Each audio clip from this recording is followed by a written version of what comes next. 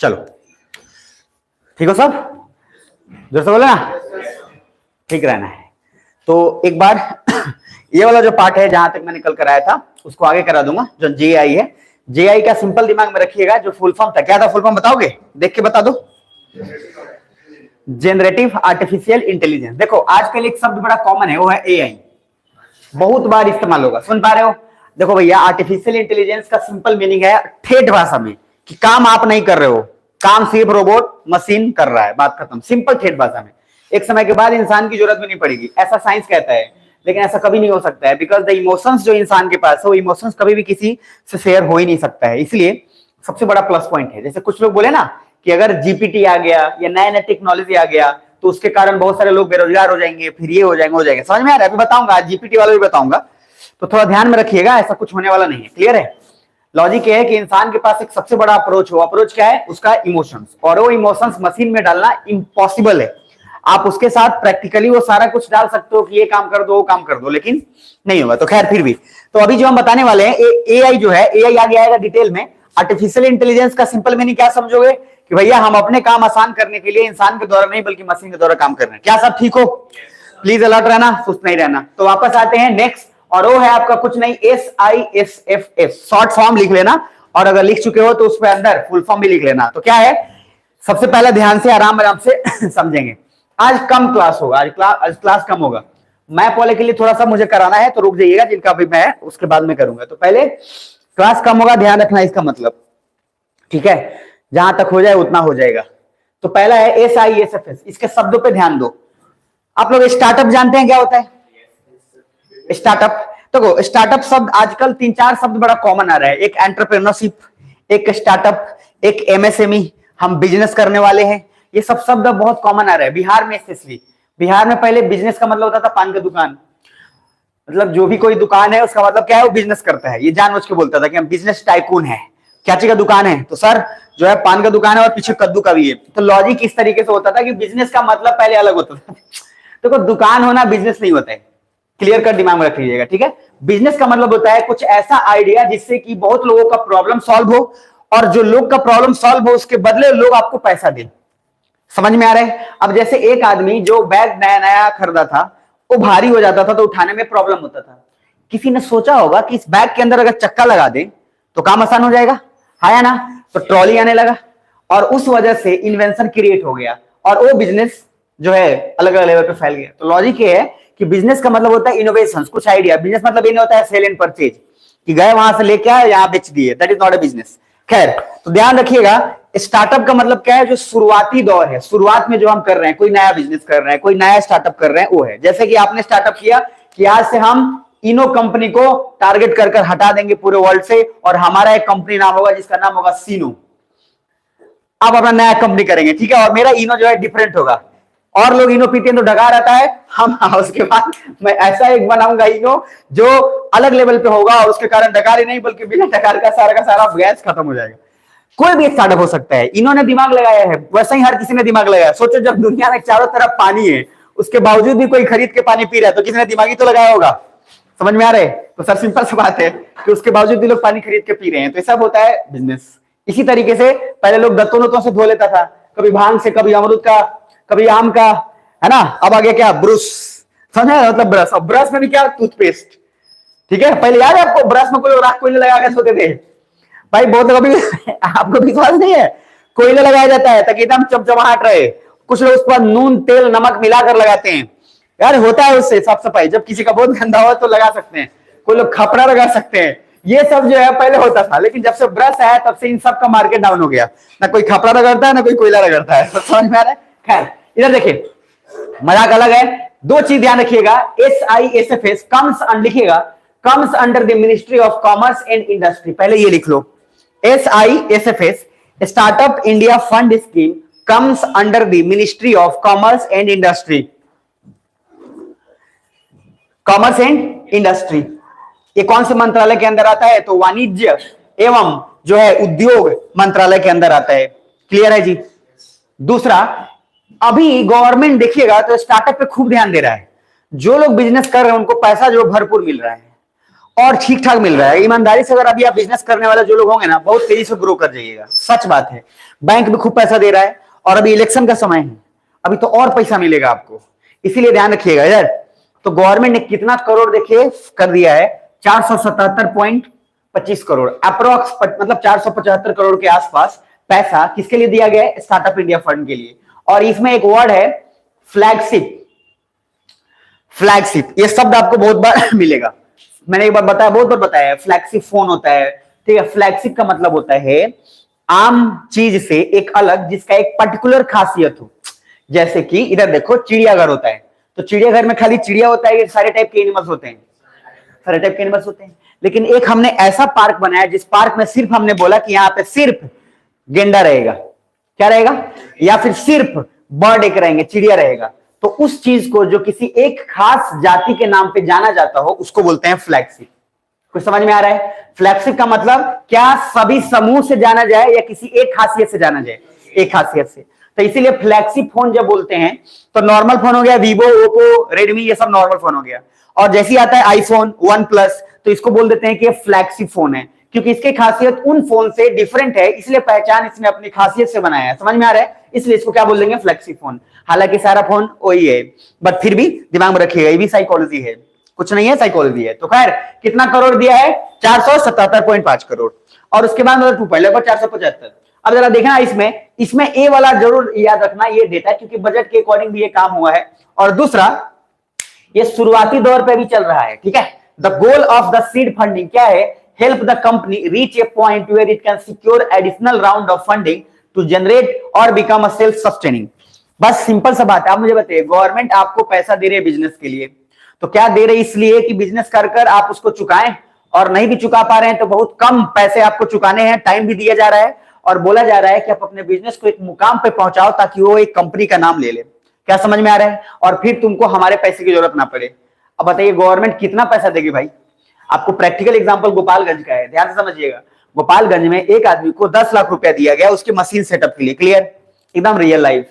अब 10 लाख रुपए के अंदर क्या किया उसने, पूरा का पूरा एक तो खा गया, पीने वाला था, एगो काम किया जो मशीन लगाना था उस जगह पे। आज भी मैं आपको एड्रेस दे दूंगा, आप कितने लोग गोपालगंज थावे गए हो, थावे मंदिर अगर गए होंगे, आप नहीं गए हो सब, कितने लोग गए, फिर से ईमानदारी साथ करो ना सर, माना क्या है, सब अपने ही लोग तो है, तो सर थावे भी नहीं गए हो भाई, चलो ठीक है कोई बात नहीं, भगवान मतलब मैं क्या नहीं गए तो मतलब इसमें कोई पाप नहीं किया आप, लेकिन मेरा ही मानना है कि जाना चाहिए। मतलब बिहार में कम से कम जहाँ है, अब वो होता है ना घर का मुर्गी दाल बराबर, जो नजदीक वाला होता है वहां नहीं घूमते, अपन दिल्ली घूम लिए होंगे, पंजाब घूम जाएंगे, लेकिन उधर तो थावे मंदिर के पास आप जाएंगे तो थावे मंदिर के पास एक चीज बहुत फेमस होता है, गुजिया।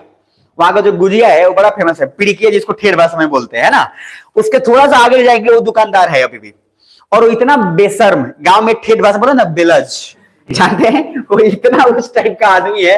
गवर्नमेंट ने उसको बोला कि तुम्हारा घर गिरवी रख देंगे, तुम्हारा सब रख देंगे, बोला ले जाइए।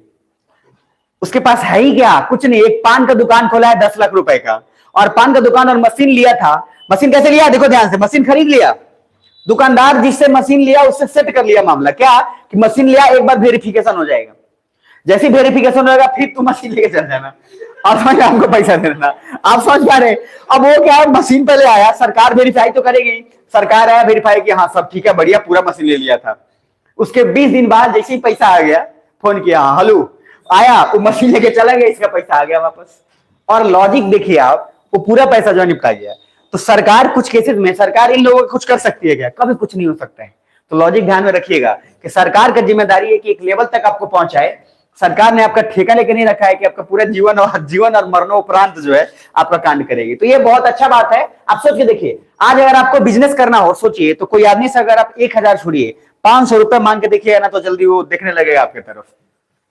और सरकार आपको 10 लाख रुपया दे रही है और उसका भी सही इस्तेमाल आप नहीं कर पा रहे हैं, तो फिर बेकार बात है।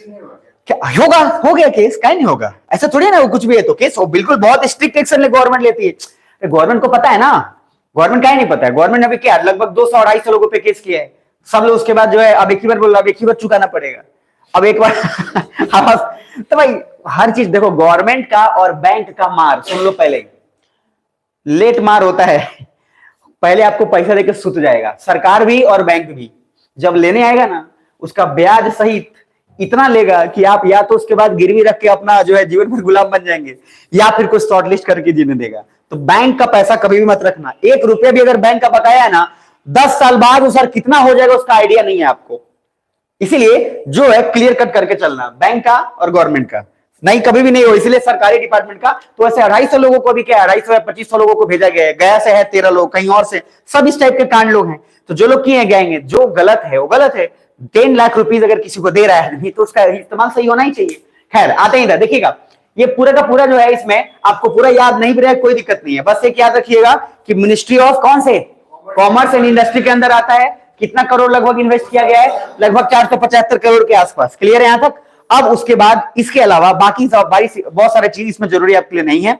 दूसरा एक और पूछता है कि ये इंटरनेशनल मतलब स्कीम है, नेशनल है या स्टेट लेवल पे है। तो पहला लाइन पढ़िएगा, the scheme was announced eight startup India international summit on 16 जनवरी 2021। पहले ई मत लिखना, दूसरा लिखना, ये वाला लिखिएगा। ये बहुत बड़ा आएगा question. Department of DPIT, department of promotion of industry and internal trade लिखिएगा। डिपार्टमेंट ऑफ, ये बहुत फुल फॉर्म आपको ना लंबा चौड़ा लगेगा, लेकिन जब यूपीएससी में आता है ना स्टेटमेंट में, तब लगता है कि ठीक कहे थे सर जी, वाह पढ़ लिए रहते तो काम हो गया रहता। समझ में आ रहा है। इसलिए उस समय जो है छोड़ के कुछ फायदा नहीं है। ये दिमाग में रखे मत करिएगा। समझ में आया। जब क्वेश्चन देखिएगा ना पिछले साल का, और क्वेश्चन जब बनिएगा, तब आपको याद आने लगेगा फिर मेरा सारा बात कि ठीक कहत रखो। हम उस समय सोच ले रही कि जो है देख लेंगे, क्या देख लेंगे समझ में नहीं आ रहा, देख लेंगे एकदम। तो लिखिएगा department of promotion of industry and internal trade. ठीक है। ये जो है इसने ही पैसा अप्रूव किया है अप्रोक्स, ठीक है, 4 साल के लिए, स्टार्टिंग फ्रॉम 2021 से 2022 टू प्रोवाइड फाइनेंशियल असिस्टेंस। पहले ये लिख लेना, उसके बाद जो बोलूंगा उतना ही लिखना, अभी मत लिखना। अब लिखना उसके बाद डीपीआईटी लिख लिए, फुल फॉर्म लिख लिए। इट इज, उसके बाद लिखना DPIT is an organization, DPIT is an organization which approved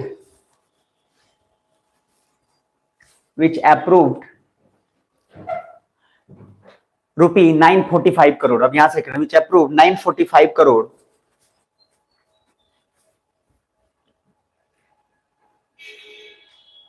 for 4 years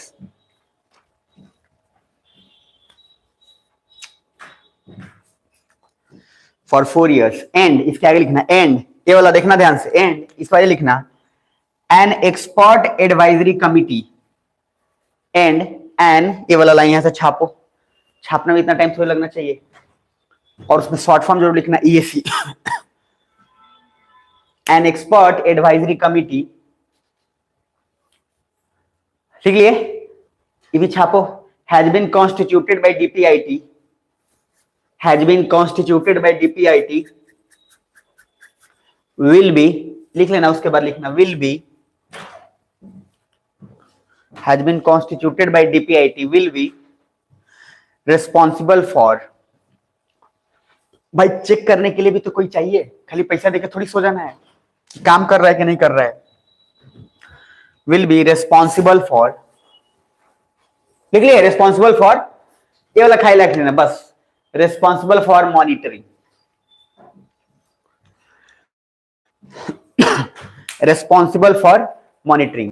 Motihari का उद्योग विभाग आप देखे हैं, कितने लोग देखे हैं,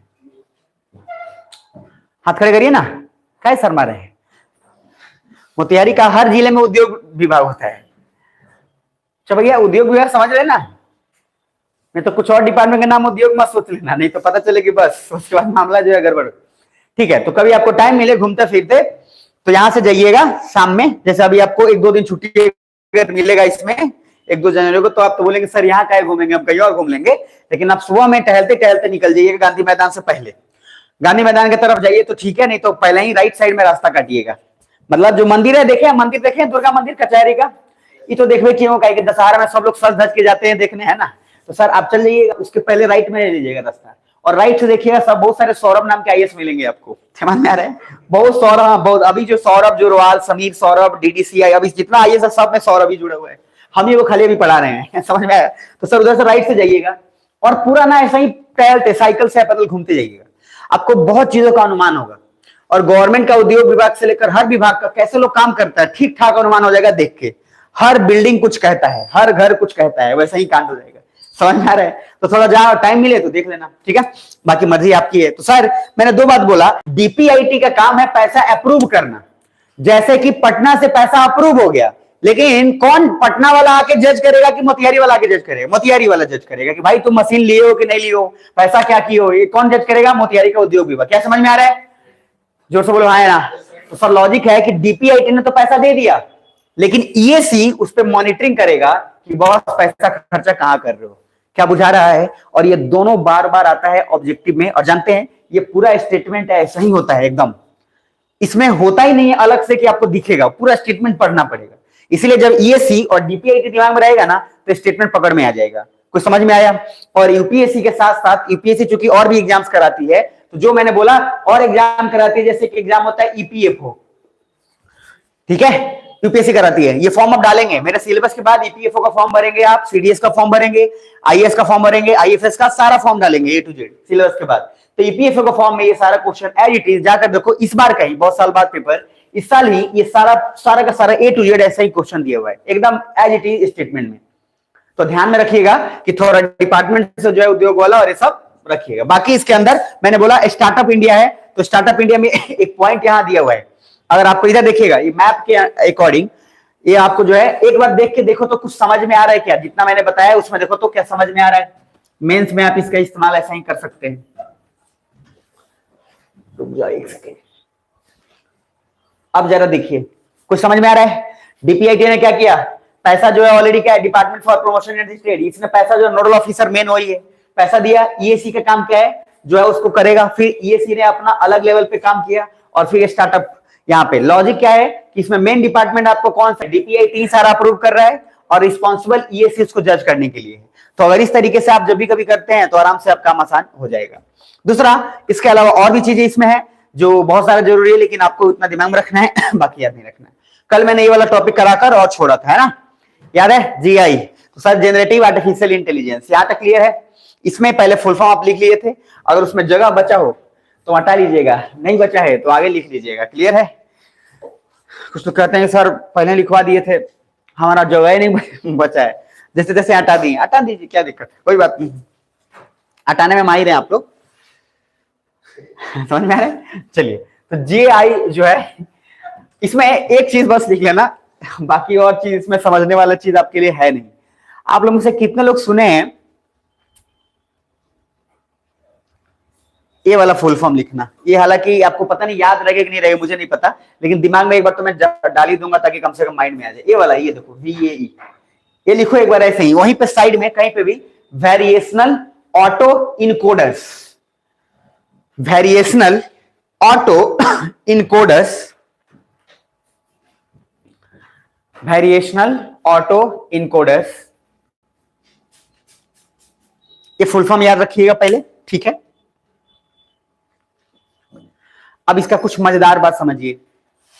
देखो ये अभी आर्टिफिशियल इंटेलिजेंस ऐसा है, क्वेश्चन पूछता है कि जीएआई का इस्तेमाल जब होता है क्या चीज के लिए होता है, सिर्फ याद रखना, तो लगभग हर कुछ के लिए है, लेकिन इसमें मेन है new content such as images, audio, text etcetera based on patterns and rule learn from data. देखो इधर, आजकल आप मोबाइल में देखे हैं क्या होता है, मैंने बताया कितनी बार, आप तो देखे होंगे। इधर देखो, जो आप सर्च करके अमेजोन या फ्लिपकार्ट पे रख लोगे वो हर जगह दिखाएगा आपको, जहां पे भी जाओगे ना वहां पे, जैसे आपने फ्रिज सर्च किया कि फ्रिज लेना है मेरे को, अब वो फ्रिज हर जगह छोटी छोटी दिखाएगा, हर जगह दिखाएगा, हर जगह, चाहे आप कोई भी आईडी पे जाइए, इंस्टा जाइए, चाहे नॉर्मल गूगल खोलिए, वहां पे आपको दिखाते रहेगा, वो तब तक दिखाएगा जब तक हरामखोर ले न ले। आप समझ में आ रहे हैं? जैसे उसके बाद ले लीजिएगा, गायब, उसके बाद मैसेज आएगा क्या आप फीडबैक दे सकते हैं, और फीडबैक भी अगर आपने दे दिया तो उसके बाद कहेगा अब जीवन का आनंद लीजिए, अब आपकी जरूरत हमको नहीं है। लॉजिक क्या है, आजकल आपके डेटा टाइप और सर्च के अकॉर्डिंग आपको परोसा जाता है। आपने जो सर्च किया, आपने जो प्रोडक्ट लिया, वही प्रोडक्ट आपके चारों तरफ इर्द गिर्द है। क्या बुझा रहा है? और इसलिए ध्यान में रखिएगा कि जहां आपने एक बार सर्च करके अपने कार्ट में रखा तो मैसेज बार बार आता है, have something left in your cart, ले ले जल्दी। समझ में आ रहा है? अब ये जो है इतनी बार मैसेज आएगा कि आप कितना इग्नोर करोगे। कोई आदमी हर दिन से आपको बोल रहा है कि ले लो, और एक पॉइंट ऑफ टाइम पर आप देखना, जो चीज आपने कार्ट में ऐड किया है आज नहीं तो कल या 6 महीने बाद ही सही वो लोगे ही लोगे। वो ऐसा पॉपअप है जो आपको परेशान करेगा। सेम काम यही करता है, उसका इमेज दिखाएगा, उसका ऑडियो दिखाएगा, उसका टेक्स्ट दिखाते रहेगा और फाइनली वो आपको मिल जाएगा। चलिए यहां तक क्लियर है। तो सर जीआई का उसमें बहुत बड़ा काम है ये वाला, और उसके बाद सिर्फ जीआई के अंदर और भी सारी चीजें हैं, लेकिन मेन काम पहला लाइन लिख लीजिएगा, लिखिएगा it is a branch of artificial intelligence. लिखिएगा it is a branch of artificial intelligence. It is a branch of artificial intelligence which focus on, यहां से लिख सकते हो, यहां ये वाला लाइन छाप देना, which या that focuses on generating new content, देख लिए, such as images, audio, text, such as images, audio, text। तेजी में छापो, सुस्त नहीं रहना है। ठंड कहां पड़ रहा है उतना आजकल, सो में दौड़ते हो नहीं सब, तो ठंड लगभग करेगा। नहाना है डेली, नहीं नहाने पे बहुत ठंड लगता है समझ। सच एज ऑडियो टेक्स्ट के लिए, उसके बाद आगे लिखिएगा बेस्ड ऑन, ये वाला छोड़ दीजिएगा पैटर्न्स, बेस्ड ऑन अगर लिख लियो तब भी कोई दिक्कत ना, rules learn from data. Based on लिख लो, पैटर्न छोड़ो का लेगो सबको, based on patterns and rules learn from data. तो आपने जो डेटा दिया है, जो इनपुट दिया है, उसी इनपुट के आधार पर आपको सारा कुछ दिखाया जाएगा। ये ले लो, वो ले लो, ये ले लो। और कार्ट में मैं आपसे एक रिक्वेस्ट कर रहा हूं, निवेदन कि नियम बना के रखिएगा, जितने भी किताब के नाम मैंने बोले हैं इधर सही जब भी बोल देता हूं, कम से कम तरीका बेस्ट ये है कि नोट्स में लिखने से अच्छा है कि जाकर उसी समय कार्ट में उस बुक को ऐड करके रख लो। मैं बता देता हूं ध्यान से, बहुत पॉजिटिव असर पड़ेगा। किताब छोड़ के बाकी आपके कार्ट में सब ऐड रहता है, समझ में आ रहा है, ये लेंगे वो लेंगे, लेकिन किताब ऐड नहीं रहता है प्रभु। तो किताब ऐड कर लोगे तो कम से कम दिखाएगा तो सही वैसा ही। और जैसे दिखाएगा अब्दुल कलाम आपने सर्च किया है, महात्मा गांधी का दिखा रहे हैं, तो आप उनके बारे में थॉट उसी तरह से चलेगा आपका भी, क्योंकि बार बार वैसे ही दिखा रहे हैं। अब आप सर्च कर दिए हैं क्या लेना है, तो एक लेना पैजामा अब आपने ऐसा किया, आपका दिमाग पैजामा की तरफ होते जा रहा है। अब लॉजिक क्या है, आप फाइनली अंतिम तक सिर्फ उसी के इर्द गिर्द सोच रहे हैं। इसीलिए मैं बता रहा हूं प्रभु, आजकल बच जाना इंटरनेट से बहुत बड़ा समस्या है। आप उसको अपने तरह से इस्तेमाल करो, वो आपको इस्तेमाल ना करे। इसलिए बुक्स जरूर सर्च कर रखिएगा। तो पहले जाकर, सबसे पहला जाकर एक कार्ट में डाल लीजिएगा दी अल्केमिस्ट।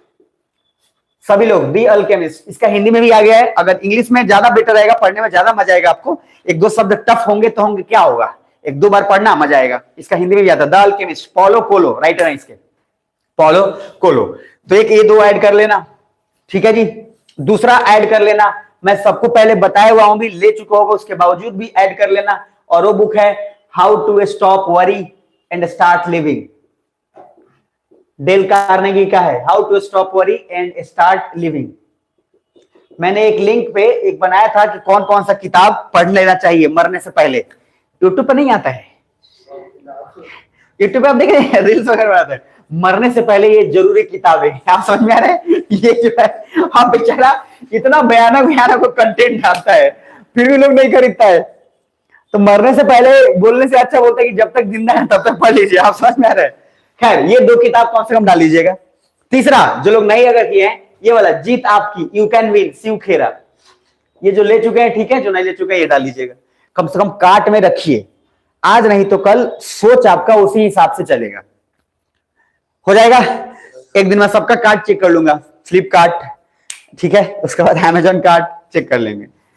देखो इसका मैं आपको जो गेम में बता रहा हूं ना, आपको गेम, ये सब गेम पता चलेगा 3-4 साल भी नहीं, इतना टाइम तो नहीं लगेगा, आपका दिमाग इतना कमजोर नहीं है, लेकिन 1 साल बाद आपको गेम पता चलेगा कैसे हम ट्रैप में चल रहे हैं। आजकल जो सर्च कर रहे हैं हमारा माइंड उसी हिसाब से चल रहा है। और आईएएस बनने के लिए सबसे नेसेसरी है कि आप माहौल में रहो, उस माहौल में चाहे इधर चाहे उधर, तो उसी हिसाब से सोचने का मजबूर कर रहे हैं। और आपको नेट जो है पूरा फंसा रहा है। आजकल कोई ऐसा आदमी नहीं है जो नहीं चाहते हुए रील्स 1.5-2 घंटा नहीं देखता होगा।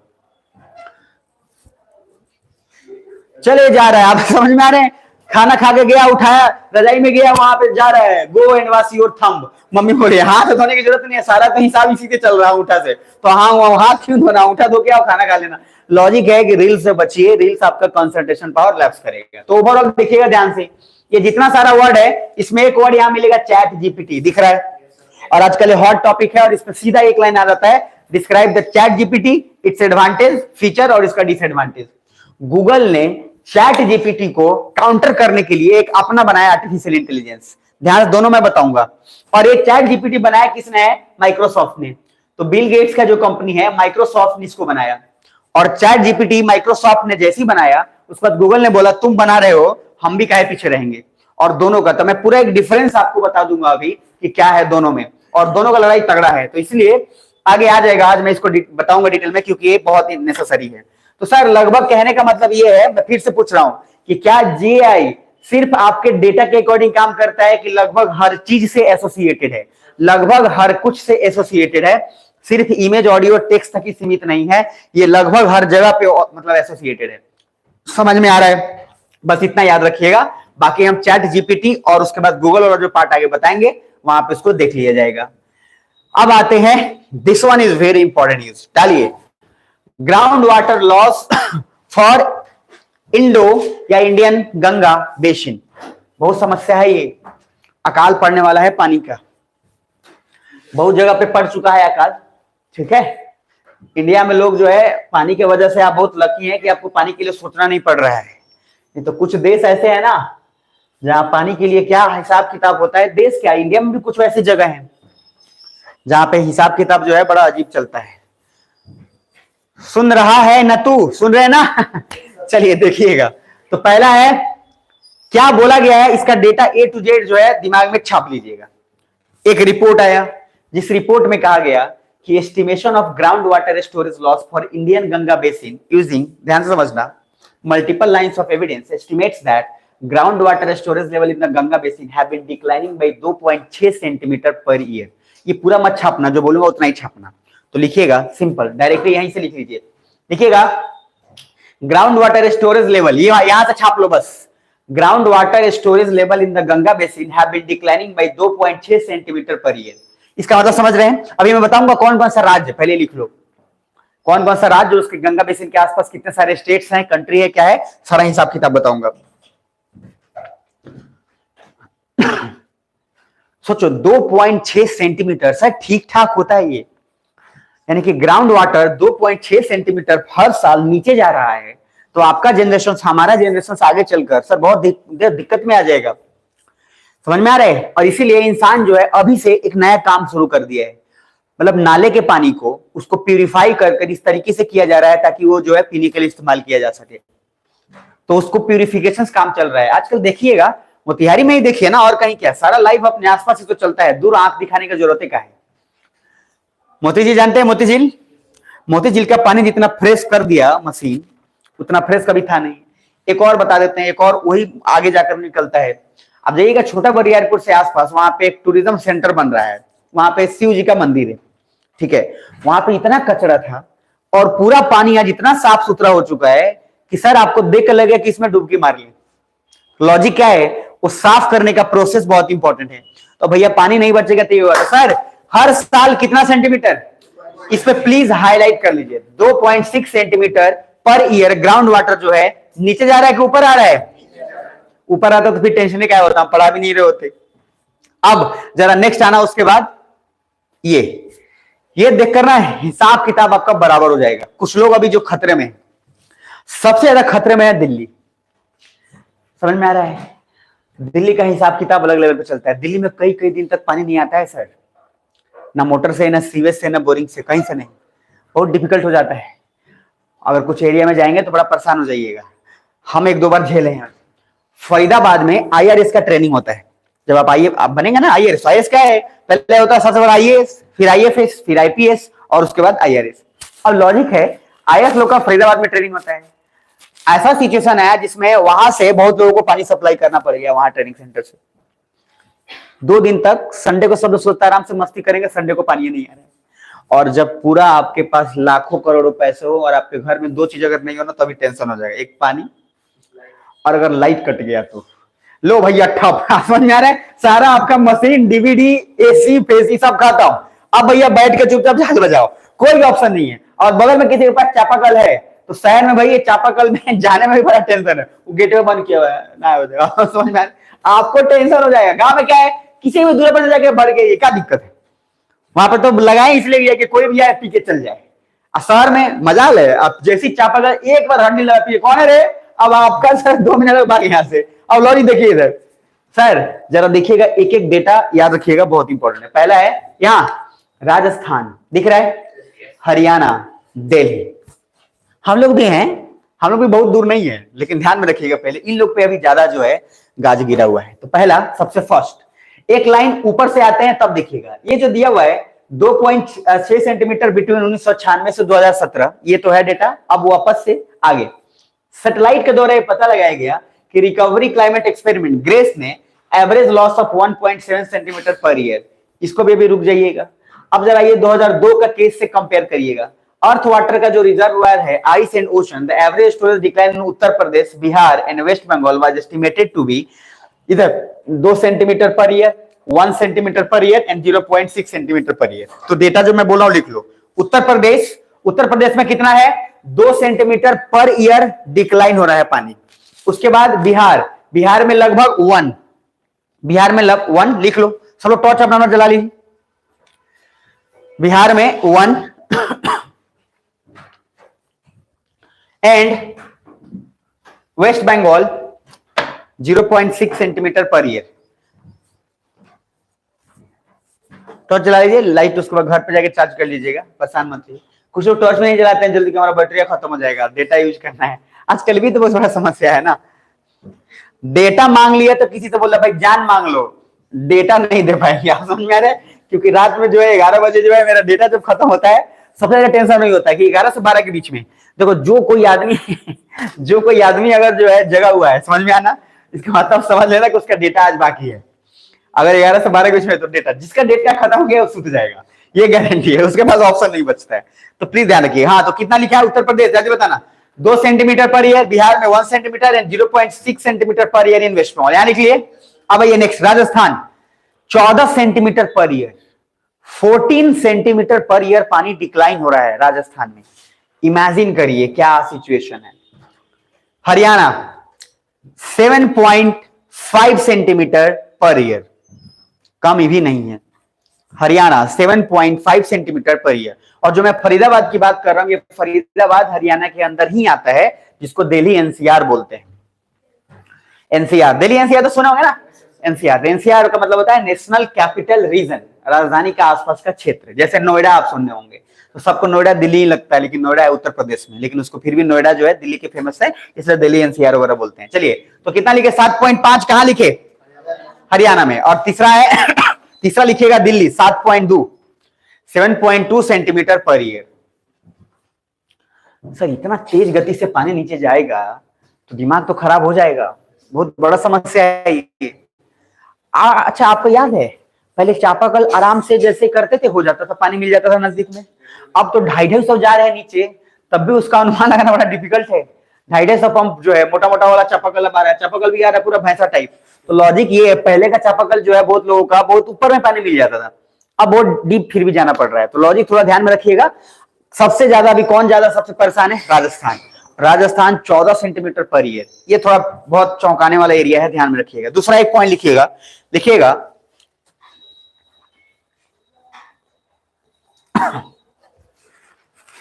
दिल्ली एंड हरियाणा, दिल्ली एंड हरियाणा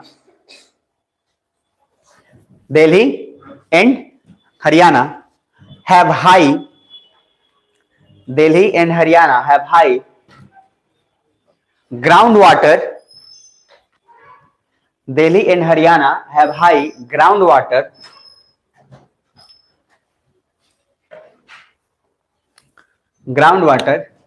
इधर लिखिएगा declining rates, ground water declining rates.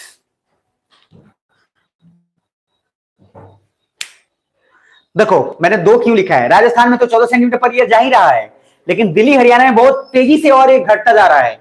मतलब उसको रोकना मुश्किल हो रहा है कि सर जो उसका देखो जिस गति से वो बढ़ रहा है, उस गति से ऐसा अनुमान लगाया जा रहा है कि राजस्थान से भी तेज गति से डिक्लाइन होने शुरू हो जाएगा एक समय के बाद। क्या समझ में आ रहा है? और इसीलिए दिल्ली और हरियाणा जो है जनरली बहुत न्यूज में है। एक और पॉइंट लिखना, ये बार बार पूछता है, लिखिए द ब्रह्मपुत्रा बेसिन। अभी लिख लो, इंडियन ज्योग्राफी में बहुत डिटेल में मैं सारे रिवर्स बताता हूं। The Brahmaputra basin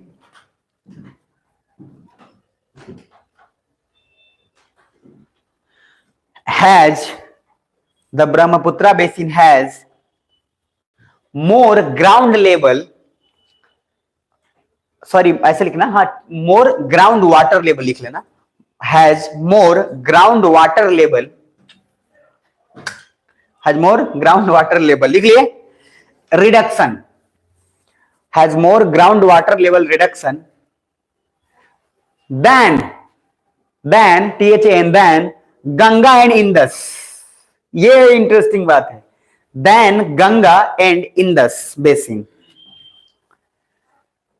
than Ganga and Indus basin. तो अगर मैं पूछूं कि ब्रह्मपुत्रा, इंदस और गंगा में, तीनों में सबसे ज्यादा पानी रिडक्शन किसमें हो रहा है, तो ब्रह्मपुत्रा में। तो ब्रह्मपुत्रा बेसिन के आसपास उसमें सबसे ज्यादा पानी तेजी से डिक्लाइन हो रहा है। अब सवाल सोचो क्या है, हमने तो गंगा रिवर बेसिन बोला है ना, हम बोल रहे हैं गंगा। देखो गंगा, हमने ब्रह्मपुत्रा का जिक्र हेडलाइंस में क्यों नहीं किया? जब ब्रह्मपुत्रा का पानी सबसे ज्यादा अगर कम हो रहा है तो हमने गंगा को न्यूज में क्यों रखा? सवाल तो उठ सकता है ना। सिंपल सा बात है। पहली बात, गंगा के साथ अपना एक तो पवित्र नाता है, सबसे सैक्रेड रिवर है वो इंडिया में, गंगा माँ। और गंगा को एक लेवल पर जो पहचान मिला है उतना शायद ही किसी नदी को एक पहचान मिला होगा। क्या समझ में आ रहा है? दूसरा, गंगा रिवर जितने लोगों को जिलाता है, जो एग्रीकल्चर के लिए जो देता है, उतना शायद ही और कोई रिवर दे पाएगा। क्या बुझा रहा है? तो सर, जो रिवर इतना ज्यादा दे रहा है उसके लिए इंपॉर्टेंस हमेशा ज्यादा होता है, इसलिए उसको न्यूज में रखकर हमारे लिए सबसे बड़ा चैलेंज जो है क्योंकि उससे कृषि प्रभावित हो जाएगा।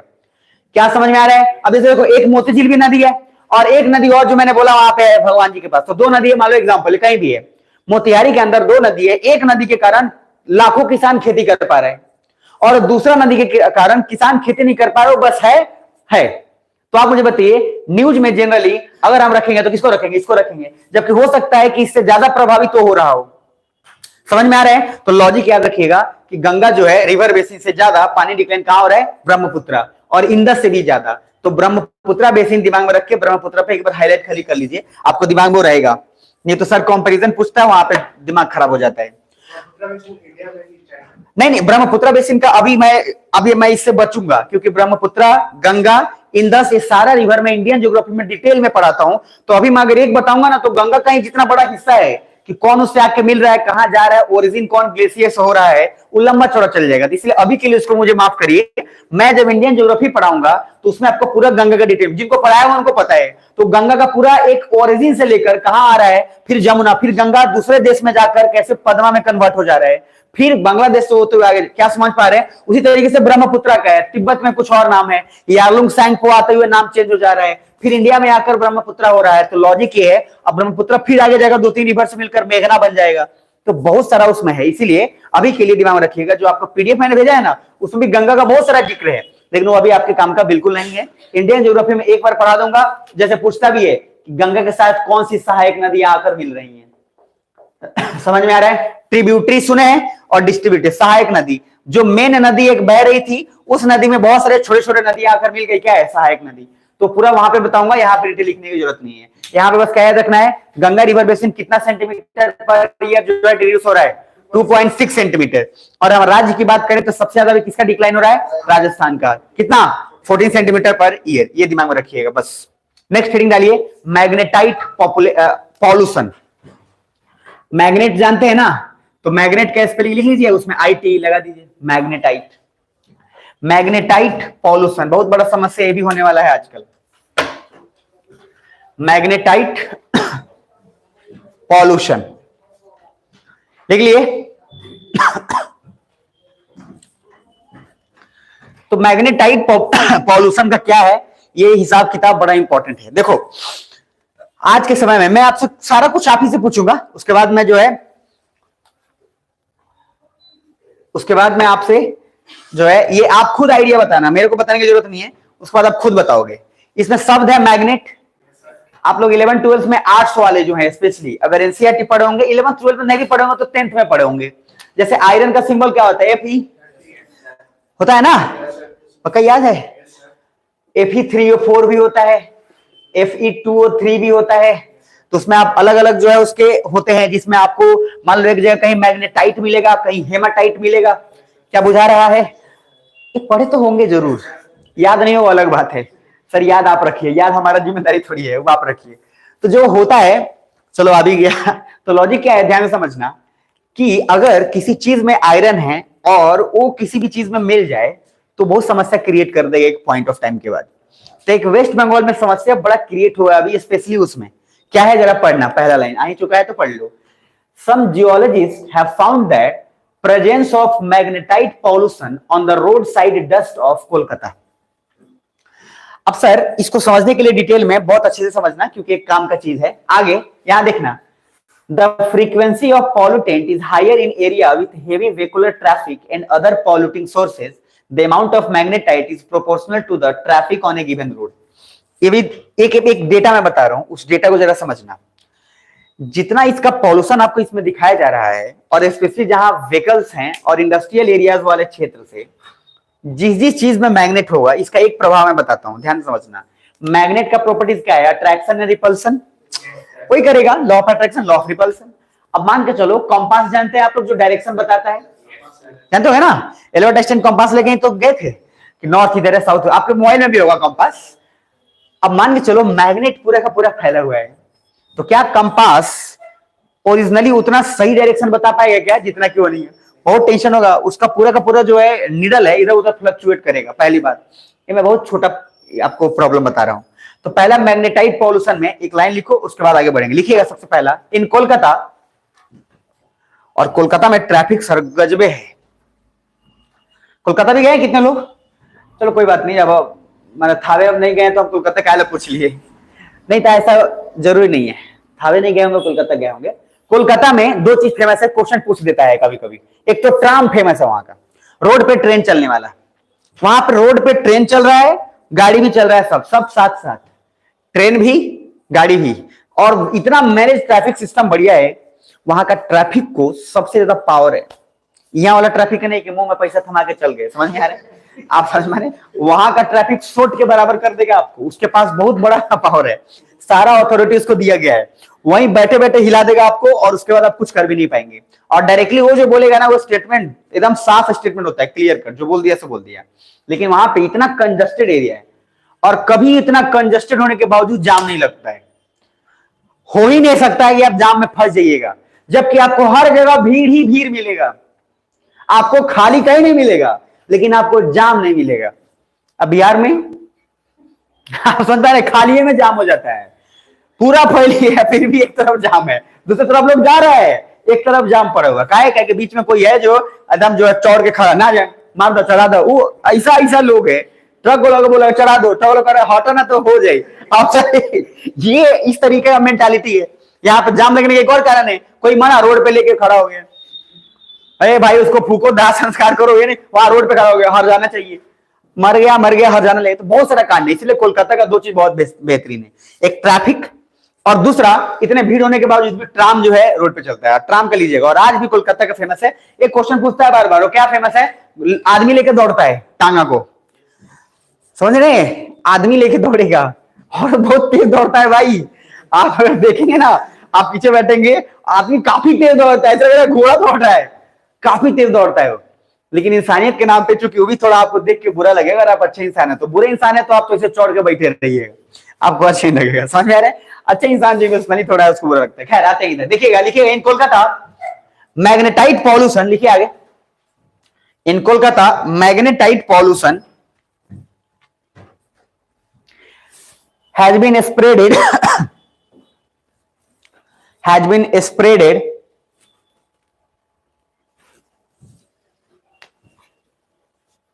in the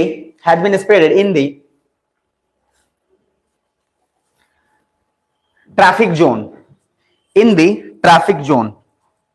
इस ट्रैफिक जोन का सिंपल मीनिंग है जहां पे गाड़ी का मूवमेंट बहुत ज्यादा होता रहता है, उस एरिया की बात हम लोग कर रहे हैं।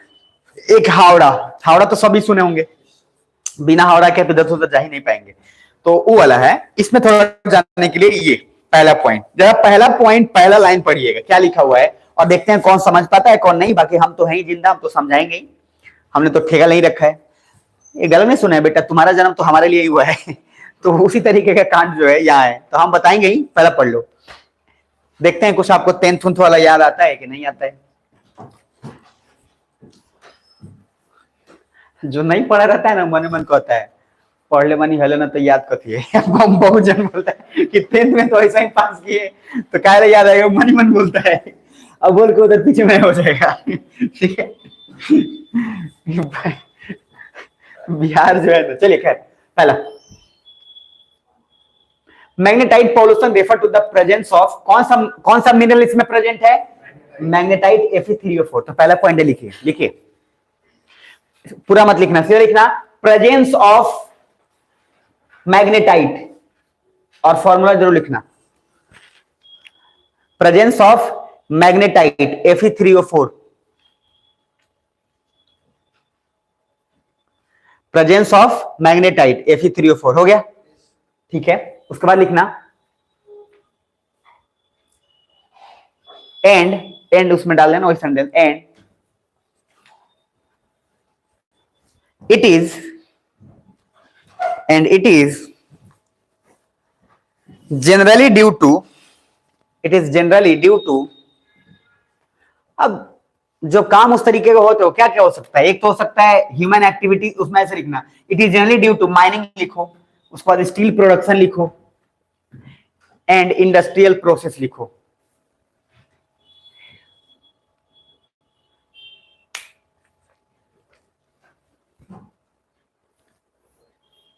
लिख लिए। मैग्नेटाइट जो है ना, अर्थ पे जितना भी मैग्नेट अवेलेबल है उसमें सबसे ज्यादा इसका अट्रैक्शन लेवल है मैग्नेटाइट का, मतलब जितने भी मैग्नेट है, मतलब जो प्रॉपर्टी उस हिसाब से मैग्नेटाइट का सबसे ज्यादा जो है अपना पावरफुल है क्षमता अट्रैक्शन का।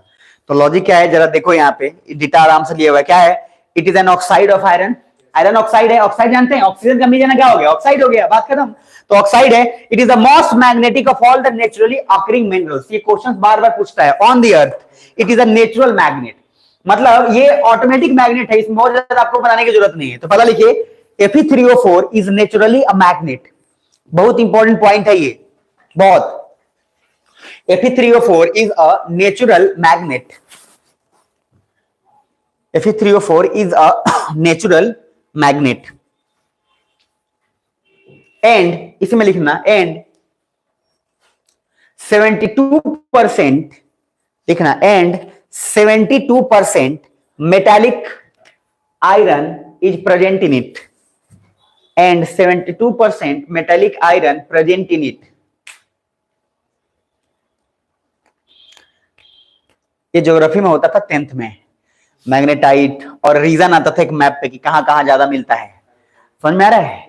ठीक है, क्या आपका टूथपेस्ट में नमक है तो उसमें भी आता था, उसमें जो है चैप्टर्स होते थे, लिख लेना। देखो स्पेशली हालांकि है जाता है लेकिन फिर भी मैग्नेटाइट का मेन रीजन लिख लीजिए, it is found in Karnataka. Map पे याद है, पता नहीं याद है कि भूल गए, इधर क्या था, ओट था कि बोट था, ओट, वेस्ट बंगाल उड़ीसा आंध्र प्रदेश तमिलनाडु, याद है ना। इधर क्या था, काजू कतरी गोवा में, तो केरला कर्नाटका गोवा महाराष्ट्र, ऊंट का मुंह गुजरात, ऊंट का बैट राजस्थान, उसके बाद क्या था PhD पंजाब हरियाणा दिल्ली जम्मू कश्मीर लद्दाख, खूब याद है ना, बोला जरा, हिमाचल उत्तराखंड उत्तर प्रदेश बिहार, बिहार से निकला झारखंड। अच्छा ऊपर में बोलते जाओ तो अरुणाचल असम, कौन बोला असम, तो अरुणाचल, असम के बाद मेघालय, मेघालय के बाद मणिपुर, जो बोला तो मेघालय मणिपुर, मणि के ऊपर नागालैंड, फिर उसके बाद त्रिपुरा, फिर अगरतला मिजोरम। होश में ना, होश में, चलो ठीक है। तो मतलब ये दिमाग में देखो, इधर इसका एरिया देखो क्या क्या है, कर्नाटका है तो कर्नाटका किधर आएगा, ये वाला एरिया हो गया west coast, Andhra Pradesh east coast, क्या समझ में आ रहा है, बस एक आइडिया लगा लो। उसके बाद सीधा देखो कहां है, राजस्थान, अब सीधा इस एरिया में आ गए, और उसके बाद फिर क्या है, तमिलनाडु। लगभग जो मैग्नेटाइट का एरिया है या उस जगह पे नहीं पाया जा रहा जहां ये कोस्टल एरियाज में है, यानी कि वेस्ट बंगाल में भी अवेलेबल है, तो वेस्ट बंगाल में भी तो किनारे पे है, अरे है ना। तो लॉजिक क्या है, मैग्नेटाइट का मात्रा जनरली दिमाग में जब रटना हो तो ऐसा मत रटिएगा, मैग्नेटाइट फाउंड कर्नाटक आंध्र प्रदेश तमिलनाडु, मैं कर्नाटक तमिलनाडु, ये मत, सीधा दिमाग में क्या रखना है, ईस्टर्न कोस्ट पे है वेस्टर्न कोस्ट पे है, यानी कि कोस्ट के नीचे जहां पे होगा ऑप्शन आएगा, क्योंकि एग्जाम में आपको ना सब गड़बड़ हो जाता है, एग्जाम में याद नहीं आता है जल्दी। वहां पे सब लिख के जो ना उल्टा पुल्टा आइएगा। और मेंस में तो और पूरा दही हो जाता है, याद ही नहीं आता मैग्नेटाइट पढ़ाया था कि हेमाटाइट पढ़ाया था, वहां कुछ याद नहीं आने वाला है। वहां पे एक ही चीज याद आएगा, जो मैं इतना भाषण देता हूं, जो इतना ये जो बोलते हैं ना जिसको बकवास करता हूं, ये बकवास याद आएगा जो आपके काम का होगा। जो ये बकवास कहीं ना कहीं से कनेक्टेड हो जाएगा कि मैग्नेटाइट बोला था ईस्ट कोस्ट पे होगा, तो सर जी जो बोला था वो काम आ जाएगा। समझ में आया? तो ध्यान रखिएगा, ये वाला पार्ट लिखिएगा एक बार। It is generally found in Karnataka, Andhra Pradesh, खुद से लिख लो कितना बोलवाए हुए, लिख लो, गोवा, केरला, सब के सब जो है कोस्ट पे ही है।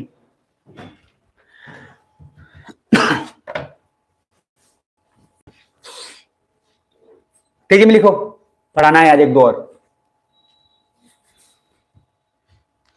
दिन थोड़ा छोटा होता है ना, इसलिए दिन पता नहीं चलता है, ऐसा टाइम से बीत जा रहा है। अभी तो फिर भी थोड़ा ठीक है, धीरे धीरे बड़ा होगा अब, हाँ, लेकिन उसके बावजूद पता नहीं चलता है दिन। इसमें लड़का सब खूब खुश रहता है, दो आदमी इधर मत बताना, दो आदमी खुश रहता है। एक होता है जो मजदूर होता है, वो जिसको डेली बेसिस पर मिलने वाला है काम, वो सब आता है आराम से 9-10 बजे, ज्यादा टाइम नहीं लगता है, एग्जाम निकल जाए, स्टूडेंट सब खुश होता है कि क्लास खत्म हो जाए जल्दी। वाकई में चूंकि दिन छोटा वाकई में होता है, मजा आता है गर्मी में, सब गोड़ा ना एक दूसरे का मुंह देख रहा होगा कितना इस तरीके से, क्योंकि उसमें बीतता नहीं है वहां पे दिन लंबा हो जाता है। चलो नेक्स्ट आना, लिख लियो। चलो अब इसमें ये पॉइंट याद रखना, मेंस में ये तो तैयार रख लो, मेंस में लिख के लो, डिट्टो आना है ये, कोई मतलब कोई माइकल रोक नहीं सकता इस क्वेश्चन को, ये आना है।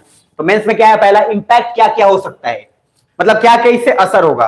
पूरा छापना मत, इतना आपको नोट्स ऐसे दिख रहा है, इसको आसान करते हैं। देखो असर अलग अलग टाइप का होता है। तो पहला असर है इकोलॉजिकल इंपैक्ट, कि इकोलॉजी पे, इन्वायरमेंट के हिसाब से क्या असर पड़ेगा, सुन पा रहे हो? तो पहला असर, मैग्नेटिक पार्टिकल अगर माइग्रेटिव पैटर्न है बर्ड्स या इन सब चीजों, देखो बर्ड्स चिड़िया लोग जो आता है, इधर देखो, चिड़िया लोग जो आता है चाहे साइबेरियन के, एक खास मौसम में आता है और उनको एक डायरेक्शन ऑटोमेटिक महसूस होते रहता है जो क्रिएटेड है। अब मैग्नेटिक चीजें आ जाएंगी तो उसके कारण उनको डायरेक्शन करने में बड़ा बहुत मतलब टेंशन हो जाएगा। मैंने बोला है कि साइबेरियन क्रेन अभी के समय में इंडिया में आने वाला है, लेकिन चूंकि मैग्नेटिक पोलराइजेशन के चलते उसका डायरेक्शन वो पकड़ नहीं पाया, और डायरेक्शन जैसे ही नहीं पकड़ा तो कहीं और का कहीं और चला गया, और यहाँ का पूरा इकोलॉजी जो है बेकार हो गया। ये बोल रहे पाकिस्तान चला गया, तो मान लो कहीं भी चला गया, तो अगर कहीं भी गया तो क्या होगा उससे, सबसे बड़ा प्रॉब्लम क्या होगा कि सर बर्ड्स ना यहाँ पे आएगा, ना हमारे यहाँ फिर इकोलॉजी क्रिएटेड होगा, ना इन्वायरमेंट क्रिएट हो पाएगा बढ़िया, तो हमारे लिए नुकसान हो जाएगा। क्लियर? पहला इकोलॉजी के लिए ये है। दूसरा इंपैक्ट आओ नीचे। अब उसके बाद सॉइल एंड वाटर कॉन्टेमिनेशन। अगर ये पानी में मिल जाएगा तो सर ये पानी में इतना ज्यादा मैग्नेट होगा तो हमारे लिए पीने के लिए तो बड़ा डेंजरस हो जाएगा। अरे ऐसा नो, तो पहला वो प्रॉब्लम, क्या सुन पा रहे हैं? दूसरा, अब उसके आगे आओ, अगर सॉइल में मिलेगा तो हमारा क्या फर्टिलिटी बढ़ेगा घटेगा? घट जाएगा। सॉइल में आयरन ही आयरन है, अब वो कहां से हो पाएगा? उसके बाद तीसरा इंपैक्ट, ह्यूमन हेल्थ। अरे सांस भी तो लोगे, सांस में आयरन ही आयरन। पता चला कि सर कोई लोहा बगल से गुजरा, आप उसको खींच रहे हैं आप समझ में आ रहे हैं? जैसे आपके अंदर इतना मैग्नेट हुआ है कि आप चुंबक की तरह ट्रीट कर रहे हैं। आपके बगल से कोई गाड़ी निकला जो लोहे का था, ट्रक खींच कर, ट्रक को आप खींच रहे, भाई आयरन मैन तो लॉजिक क्या है कि सर ये एक आपके लिए प्रॉब्लम हो सकता है, रेस्पिरेटरी प्रॉब्लम हो सकता है, हेल्थ प्रॉब्लम हो सकता है, सच लंग कैंसर, उसके बाद डिजीज, बहुत सारा सारा जो है वो है ना। उसके बाद आगे building and infrastructure damage. Building and infrastructure कैसे डैमेज होगा? सर आप नया ना बनाए, आयरन मिल गया और रहते गया रस्टिंग, उसके बाद कॉरोजन, ये प्रॉब्लम क्रिएट हो गया। उसके बाद फिर electronic equipment damage. Magnetic pollution जो है also interfere with the operation of electronic equipment such as compass and navigation system. तो क्या भाई बताया था ना कि कंपास का डायरेक्शन चेंज हो गया, रास्ता देखने अंग्रेज आए थे, कहीं और का रास्ता कहीं और देख के चले गए, तो सर ये सारा प्रॉब्लम हो सकता है। लास्ट पर बोल रहा हूं क्या क्या इंपैक्ट है। पहला इकोलॉजिकल, सुन पा रहे हो? इकोलॉजिकल में क्या हो गया, माइग्रेटरी बर्ड्स कहीं और आना था, कहीं और पहुंच गए। तो पहला आप ऐसे लिख लो, बस सिर्फ जितना बता रहा हूं उतना, बाकी आपके पास तो रहेगा। लिखो इंपैक्ट। इंपैक्ट में पहला लिखो इकोलॉजिकल इंपैक्ट, तेजी में, ये बहुत बेसिक्स है लेकिन लिख लो। मेंस में जिस तरह से नोट्स दिया गया है, मेंस में एज इट इज हुबहू छाप के आना है। इकोलॉजिकल इंपैक्ट हो गया। दूसरा, soil and water contamination. Soil and water contamination. तीसरा, ह्यूमन हेल्थ। तो सिर्फ टॉपिक लिख लो ह्यूमन हेल्थ, उसके बाद आपको ऑटोमेटिक समझ में आ जाएगा कि हाँ ह्यूमन हेल्थ से क्या प्रॉब्लम होगा। ह्यूमन हेल्थ बाकी उसके बाद याद रहे तो ठीक है, नहीं तो जिंदाबाद, कुछ मिला दीजिएगा, उसके बाद मोदी जी को प्रॉब्लम हो जाएगा। देखो 3 पॉइंट आपको याद रखना चाहिए एग्जाम में। यूपीएससी के एग्जाम जब मेंस लिखिएगा तो हाथ में तो छाले पड़ते हैं, मैं पहले बता देता हूँ। तो तैयारी पहले से हो। मैंने बोला कि 6 घंटा लिखना है हर दिन। कितना घंटा? 6। अगर कैपेसिटी 9 घंटे का नहीं है तो 6 घंटा आपसे बर्दाश्त नहीं होगा। बात सिंपल सा है। अगर आपका कैपेसिटी 9 घंटे का रहेगा तब तो 6 घंटे एग्जाम नहीं पता चलेगा। नहीं तो कैपेसिटी बना के 3 घंटे का, हमारा लिखने का 6 घंटा, 3 घंटे में सूत गले पानी मार रहे, आप समझ में उसको सुहाना पड़ेगा। भाई आपको सच बता रहा हूं, मेडिकल फैसिलिटी मेंस में होता है, क्योंकि बहुत लोग, गर्मी का दिन है और देखोगे ना ध्यान से तो गर्मी एग्जाम देखो यूपीएससी जानती है कि जितना मेहनत है तो प्रीलिम्स लेती है 26 मई को, उसमें गर्मी अपने ठीक ठाक लेवल पे होता है, पसीना इधर से पता नहीं कहां से पसीना निकल रहा है। उसके बाद उसके जस्ट 2 महीने बाद मेंस, और मेंस होगा अगस्त से सितंबर में। तो मेंस में थोड़ा रियायत मिल जाता है, इसलिए क्योंकि अगस्त सितंबर में उतनी गर्मी नहीं होती है जितना मई जून में होता है। क्या समझ में आ रहा है? क्योंकि उसको पता है हर दिन 6 घंटे लिखना है बच्चों को, और 6 घंटे लगातार 7 दिन लिखना है। कुछ बुझा रहे हैं? तो उस समय मजा, आप सोचो ना मजा कितना आएगा, कि मजा आएगा यार, क्या फाइट हो, समझ आएगा। और उसमें वो मजा आपको जो मिलेगा, मैंने बार बार बोला गंगा सिंह का, जो गंगा सिंह जिसने आईएएस निकाला, हिंदी माध्यम का एग्जैक्टली था, सब लोग उसको बोल दिए, लेकिन वो बोला कि हम कैपेसिटी 9 घंटे के बना लिए, इतना ना लिखे कि पूरा लिख कर नोट्स तैयार कर दिए। हम वहां जब जाकर लिखते थे तो पता ही नहीं चलता था कि हम एग्जाम देने आए, क्योंकि 9 घंटे का आदत उसको 6 घंटे क्या बुझाएगा। जो आदमी 10 घंटा मेहनत करता हो उसको 4 घंटा बैठा हो, उसको कुछ फर्क पड़ने वाला है जी? नहीं। हम आपको 2 घंटा बैठा रहे हैं, किसी क्लास में जाइए जहां पे आधा घंटा पढ़ा देता है, आप कहेंगे कथी पढ़ा करे, आपको एहसास ही नहीं होगा कि कैसे टाइम बीत गया।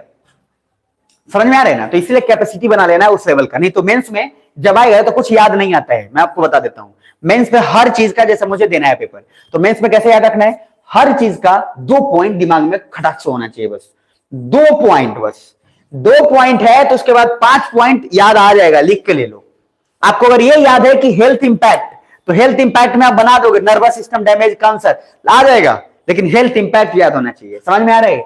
ये याद होना चाहिए। ये कभी भी प्रैक्टिकल पॉसिबल नहीं है कि आप सोच के देखोगे हम एग्जाम तब देंगे जब हमारा सारा रिवीजन हो गया रहेगा, कभी नहीं होने वाला है, ये जीवन में कभी नहीं होने वाला है।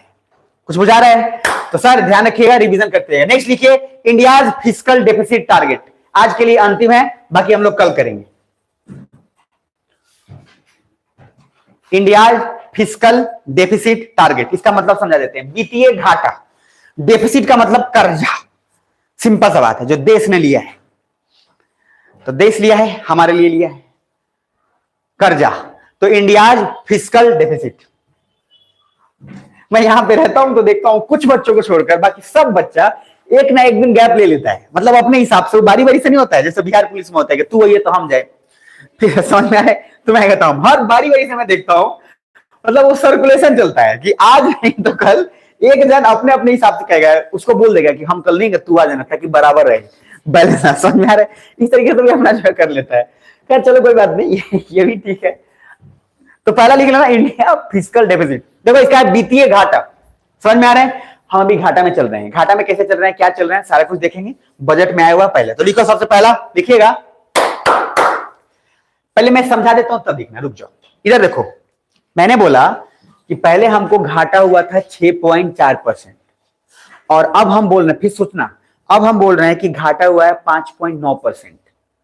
तो हम ग्रोथ किए हैं कि हम नीचे गए? ग्रोथ किया है ना, मतलब हमारा कर्जा क्या घटा है। ये इसलिए मैं इकोनॉमिक्स में जो बताऊंगा तो वहां पे ऐसे ही याद रखना है सिंपल तरह से, क्योंकि इकोनॉमिक्स में कुछ कुछ टर्म्स बड़े टफ होते हैं और उसको समझना बहुत आसान भाषा में मेरा जिम्मेदारी है, इसीलिए जैसे बताऊंगा वैसे ही समझना। तो ध्यान से समझना क्या लिखा हुआ है।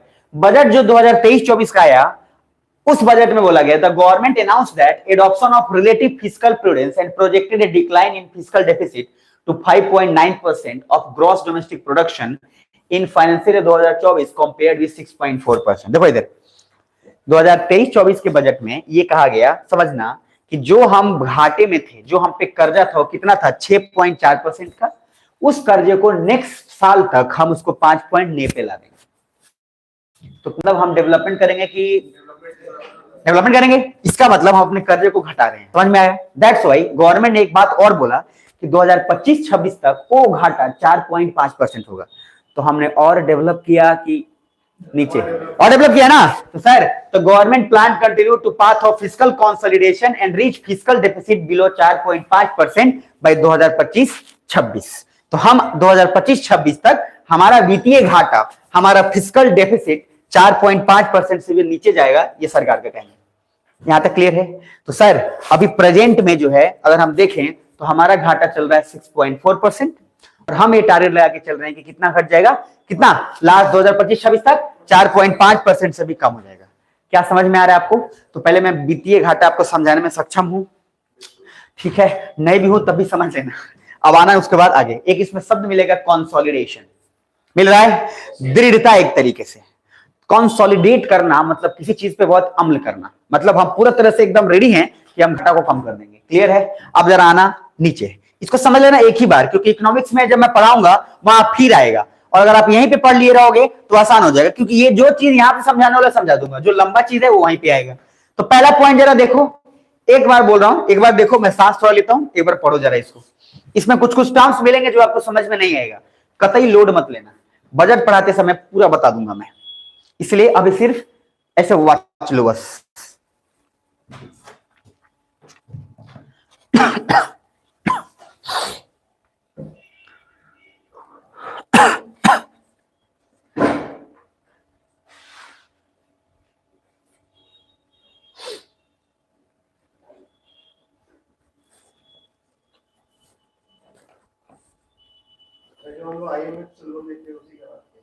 नहीं, उसके अलावा भी और भी चीज है, मैं बताता हूं, उसको भी बताऊंगा। इसमें मजेदार चीज है कि जितना भी आप पढ़ेंगे ना, इसमें कुछ कुछ चीजें ही आपको समझ आएगा। मैं ईमानदारी से बोल रहा हूं, इसमें आपको सब समझ में नहीं आएगा, कुछ कुछ चीज समझ में आएगा, ठीक है। इसको समझने के लिए मैं बहुत आसान भाषा में आपको जो है बता रहा हूं, पहले इसको देख लो। सब रटना नहीं है, सब रटना कतई नहीं है, ये इकोनॉमिक्स पे फिर आएगा तो लोड भी नहीं लेना है आपको। ये तो भला हो कि करंट अफेयर में डिटेल सब डाला हुआ है, ताकि अगर ये यहाँ पे भी पढ़ लेंगे तो कम से कम चीजें एक दो बार नहीं 3 बार रिवाइज हो जाएगा, और फिर जब टॉपिक पढ़ाऊंगा तो वहां पे फिर आ ही जाएगा। तो इसमें पॉइंट नंबर पढ़ना है आपको, कौन सा? ये वाला पढ़ो जरा।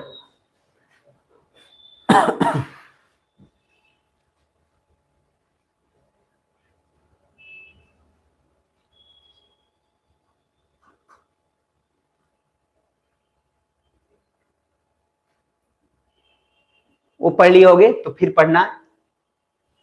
अच्छा, पहला पहला क्या लिखा हुआ है? इस सब्सिडी दिख रहा है, सब्सिडी, सब्सिडी जानते हैं सर? हम तो एक ही वो सब्सिडी जानते हैं, गैस वाला जो आता है, मेरे बात समझ में आ रहा है?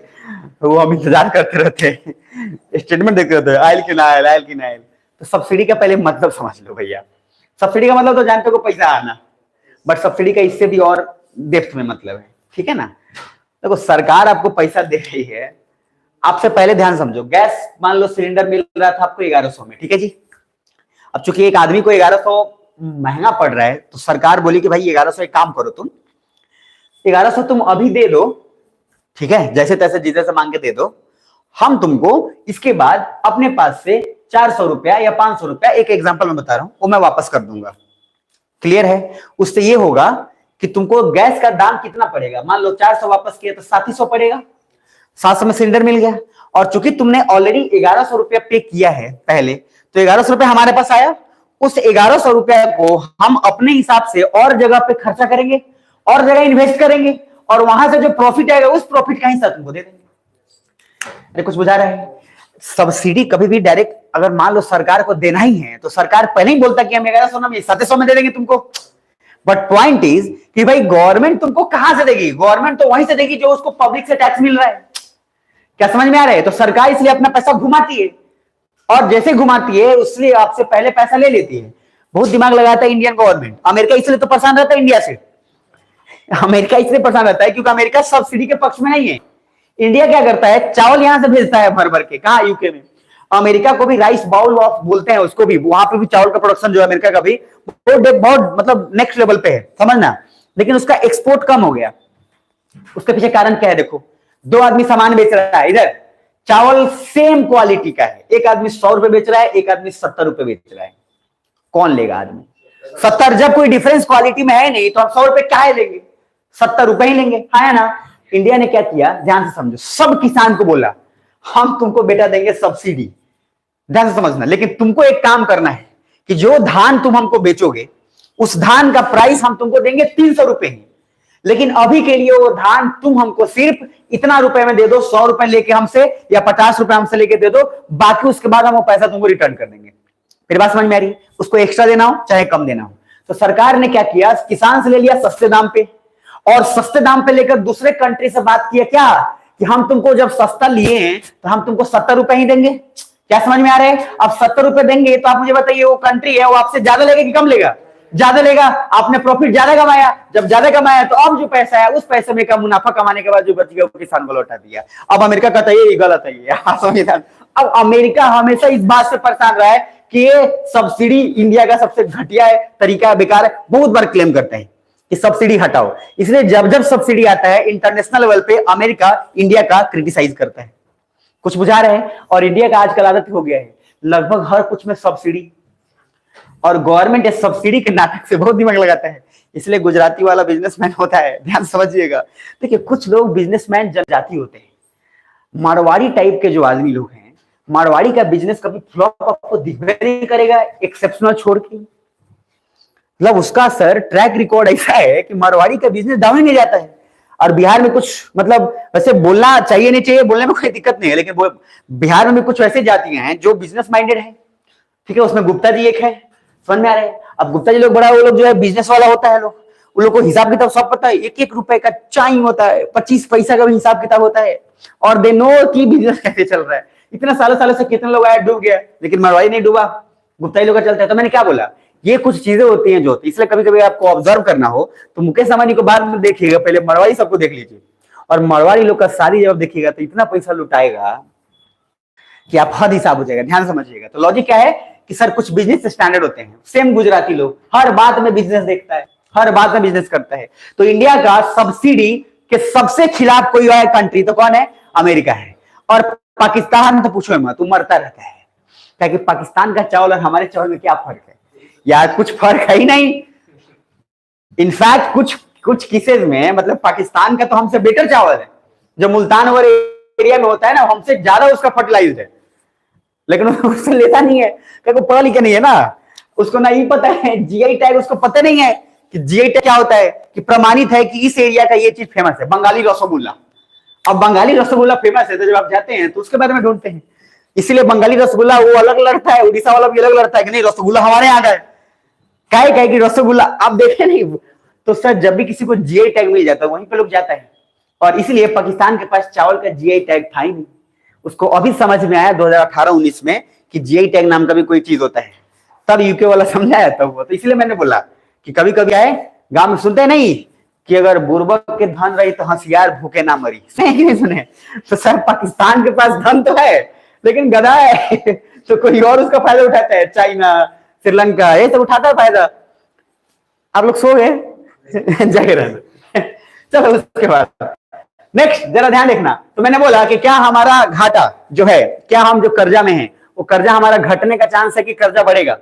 घटेगा, और 2025-26 तक ठीक ठाक लेवल पे जाएगा। और ये अनुमान सही है। देखो सही इसलिए है, दो तरीका है, इसलिए नहीं कि प्रधानमंत्री बोल दिए तो सही हो गया। इधर देखो हर चीज का एक ट्रैक होता है कि एक आदमी हर दिन 10 किलोमीटर दौड़ता है, ध्यान से समझना।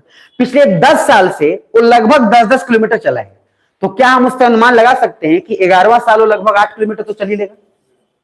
अरे है ना, इतना तो बोल ही सकते हैं कि भाई पिछले 10 साल से अगर वो 10-10 किलोमीटर चला है तो 11वां साल नहीं भी तो 8 किलोमीटर चले, हम मान लेके चलेंगे। तो हमारा इकोनॉमी जिस हिसाब से चल रहा है उस स्पीड को हम देखते हुए अनुमान लगा सकते हैं, जो हमारे पास अवेलेबल चीज है, कि आने वाले समय में हमारा वित्तीय घाटा जो है वो बहुत नीचे चला जाएगा, मतलब हम कर्ज मुक्त हो जाएंगे। क्या समझ में आ रहा है? अरे है ना। अब कुछ लोगों को लगता है सर हम कर्जा लेते क्या है? इस दुनिया में बिना कर्जा का इकोनॉमिक किसी देश का नहीं चल सकता है, पॉसिबल ही नहीं। आप सोचेंगे ना सब कुछ एकदम कट टू कट, क्योंकि जब तक वो दूसरे से पैसा नहीं लगा तब तक उसको इन्वेस्ट नहीं करेगा, इन्वेस्ट कर प्रॉफिट नहीं कमाएगा तब तक वो जो देश पैसा दिया है वो भी तो इसलिए पैसा दिया है क्योंकि उस पैसे का इंटरेस्ट कमाएगा और वो अपना बिजनेस चलाएगा। अरे समझ में आ रहा है? बैंक आपको पैसे इसलिए थोड़ी दे रहा है कि आप बैंक के ये हैं, बैंक इसलिए दे रहा है क्योंकि बैंक इसी तर्ज पे चल रहा है कि प्रॉफिट जो है वो आपके इंटरेस्ट से कमाएगा। क्या समझ में आ रहा है? तो बिना कर्जा लिए कोई भी देश नहीं चलेगा, और इसीलिए कर्जा इतना ज्यादा नहीं होना चाहिए कि आप सदा नहीं पाए और वहां का प्रधानमंत्री भाग जाए। समझ में आ रहा है? और उसके बाद अलग अलग श्रीलंका, और श्रीलंका को कर्जा उस सब देश से लिया हुआ है, बताया था ना एक दिन, उसके लिए पेरिस क्लब बनाया गया, सब घुराया कि हमारा कर्जा लिया है। तो सब लोग बोले इकट्ठा चलेंगे, जैसे मैंने घर का एग्जांपल दिया था, सबसे पैसा लेके भाग गया, सब लोग उसके कोनो किचन में ताला मारा हुआ है, कौन उसके घर में ताला मारा हुआ है, वो गायब है कि जब आएगा तो हमारा किचन हो जाएगा, हमारा घर हो जाएगा, लेकिन वो आएगा ही नहीं। तो कुछ वैसा कांड यहाँ पे है। तो खैर यहां तक अभी रखेंगे, बाकी इसको डिटेल में जो है नेक्स्ट इकोनॉमिक्स पढ़ाऊंगा तब करूंगा। एक शब्द और, अरे अभी खत्म नहीं हो रहा है, नेक्स्ट हेडिंग डालो अर्थक्वेक, उसको डिटेल में हम इकोनॉमिक्स में कराएंगे। तो फिस्कल डेफिसिट का एक अनुमान आपको बस हो जाना चाहिए। अर्थक्वेक इन टर्की, टर्की की राजधानी अंकारा, तो जितना बताया हो ध्यान रखना। अभी प्रेजेंट में आपको मैंने एक दिन एक ग्रुप पढ़ाया था, PVTGS पढ़ाया तो था, ठीक है, गारंटीड मैंने बोला था, फुल फॉर्म क्या था? हाँ, पार्टिकुलरली वल्नरेबल ट्राइबल ग्रुप, जनजाति, पार्टिकुलरली उसके नाम पे। इसी का न्यूज में अभी एक दिन पहले ये था। हाँ, अगर आप पढ़े होंगे तो उसको जब भेज दीजिए, वो भी न्यूज में था। और दूसरा आज के न्यूज में है इमरान खान। इमरान खान कहाँ के हैं? पाकिस्तान प्रधानमंत्री थे। पाकिस्तान जो है ना गजबे देश है, नमूनाज का नमूनाज। इधर देखिए, उनको पकड़ के ले गया जेल, जेल में गए, केस लड़ा, वहां से मिला बेल। क्या मिला उनको? और बेल से निकलते फिर गए जेल। ध्यान समझना, बेल अभी मिला, कोर्ट के बाहर है, पकड़ के फिर जेल। आज का ये पाकिस्तान है, कुछ बुझा रहे? इसीलिए सर इसलिए बोलते हैं ना कि पाकिस्तान जो है कभी बढ़ ही नहीं पाएगा, और सिर्फ मात्र उसका एक रीजन, रीजन और भी होते हैं, मात्र एक रीजन है, वहां का आर्मी जो चाहे कर सकता है। और चूंकि इमरान खान इंडिया से ठीक ठाक रिलेशन रखता है, और उस वजह से नवाज शरीफ चाहता नहीं है, तो नवाज शरीफ पहले बोला कि पहले इमरान खान को हटाओ। मेरा अपना अनुमान है, मेरे अनुमान से क्या होता नहीं होता है कोई फर्क नहीं पड़ता, लेकिन मेरा अपना अनुमान तो हो ही सकता है। मेरा अपना अनुमान ये है कि इमरान खान वापस फिर से आ जाएगा, मेरा अपना अनुमान है, क्योंकि सर्जिकल स्ट्राइक में मदद किए थे इमरान खान। समझ में आ रहा है? तो एक बार भारत का भी तो दायित्व तो बनता है कि वो भी कुछ मदद करे इधर से, समझ में आ रहा है? तो भी कुछ मदद करेगा, और उसके बाद जो है काम हो जाएगा। उस समय इमरान खान ही थे ना प्राइम मिनिस्टर, याद है कि भूल गए? और जो गया था वो क्या नाम था, वो मुच्छा, जो आर्मी हम लोग गया था इधर से, अभिनंदन। तो शायद हम लोगों ने मदद किया, पाकिस्तानी ने मदद किया, तो हमको ऐसा लगता है कि पाकिस्तानी मदद करेगा चाइना के माध्यम से, भगवान। चलो सर, देखना इधर टर्की में एक सबसे अमेजिंग चीज हुआ है। भूकंप आना स्वाभाविक है, लेकिन भूकंप कुछ इतना, मैग्नीट्यूड इसका 7.8। जिनमें फिजिकल ज्योग्राफी पढ़ाया हूं उनको तो भूकंप पूरा डिटेल का मैंने पूरा एकदम चीर फाड़ किया हुआ है, बट फिर भी फिजिकल ज्योग्राफी फिर से आएगा, फिर बताऊंगा। मैग्नीट्यूड कितना है? 7.8। मतलब जो भूकंप का है उसके लिए मैंने बताया था दो, एक होता है रिएक्टर स्केल, बताया था ना, एक होता है रिएक्टर स्केल, पढ़े होंगे, और एक और होता है, क्या होता है मापने के लिए, जिसको बोलते हैं सिस्मोग्राफ। कुछ बुझा रहा है? तो सिस्मोग्राफ और रिएक्टर स्केल में मैंने बोला था आपको, फिर से सुन लो, याद रहता है सबको, लेकिन मेन चीज समझ लो। देखो इधर ग्राफ वर्ड है, क्या है? ग्राफ। तो हमने क्या किया कि जैसे एक मान लो निडल है, ऐसे निडल है, निडल क्या करता है? फ्लक्चुएट करेगा ऊपर नीचे, है ना? इस निडल के पास हमने एक पेपर लगा रखा है, पेपर सीट लगा रखा है यहां सामने, क्लियर है? तो जब ये फ्लक्चुएट करेगा तो निडल ऊपर नीचे जाएगा कि नहीं जाएगा? तो ऊपर नीचे जाएगा, तो ये हो गया सिस्मोग्राफ। मतलब जो सिस्मिक वेव है, जो तरंग जो हिट किया जमीन को, जिसके कारण वो हिल रहा है, उस कंपन के कारण इस ग्राफ ने इस पेपर में बना दिया कि हाँ ऐसे ऐसे हिल रहा है। समझ में आ रहा है मेरी बात? लेकिन हमको ये पता नहीं हो, मान लो ये ग्राफ ऊपर गया, इसका मतलब बहुत ज्यादा तेजी से हिट किया है। क्या समझ पा रहे हो? बहुत नीचे हल्का सा है तो थोड़ा हिट किया है। तो हम पहले सिस्मोग्राफ यूज करके बता देते थे कि भैया अर्थक्वेक तेज था कि कम था, लेकिन हम एग्जैक्ट नहीं बता पाते थे कि कितना आ रहा है। तो हमने क्या किया, एक स्केल बनाया, और हमने बोला कि ग्राफ अगर यहां तक गया है तो हम एक स्केल बनाएंगे 0 to 9 तक, और उस स्केल को रखेंगे और देखेंगे कि उस स्केल पे कितना उसका डिटेल आ रहा है। समझ में आया? तो जैसे अगर देखेंगे कि 7.8 आया, इसका मतलब मैग्नीट्यूड है। अगर 5 आया तो कम है, 3 आया तो कम है। तो जैसे आइडिया लगा लिया जाता है कि अगर मैग्नीट्यूड 5 या 6 से ज्यादा हो रहा है तो बर्बाद करके जाएगा। क्या समझ में आ रहा है? टर्की में 7.8 हुआ, और 7.8 होने के बाद लगभग पूरा का पूरा ये हिसाब किताब ऐसा हो गया कि पूरी पूरी बिल्डिंग रहते रहते पूरा काम तमाम हो गया। कुछ समझ में आ रहा है? ये इसलिए न्यूज में बना, उसके पीछे एक कारण है, उसका कारण है स्ट्राइक स्लीप क्विक। मैं लिखवा रहा हूं, पहले लिख लो 7.8 स्ट्रक, लिखना ऐसे लिखना, मैग्नीट्यूड 7.8 जागते रहो, सोना मत। मैग्नीट्यूड 7.8,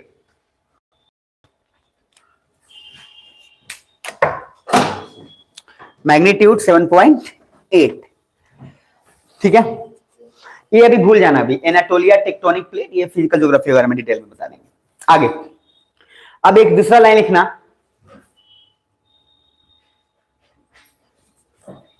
एक सेकंड रुको, अगर होगा तो ठीक है, नहीं तो वहीं पे बताएंगे। चलो लिख, स्ट्राइक स्लीप क्विक, लिख लिए।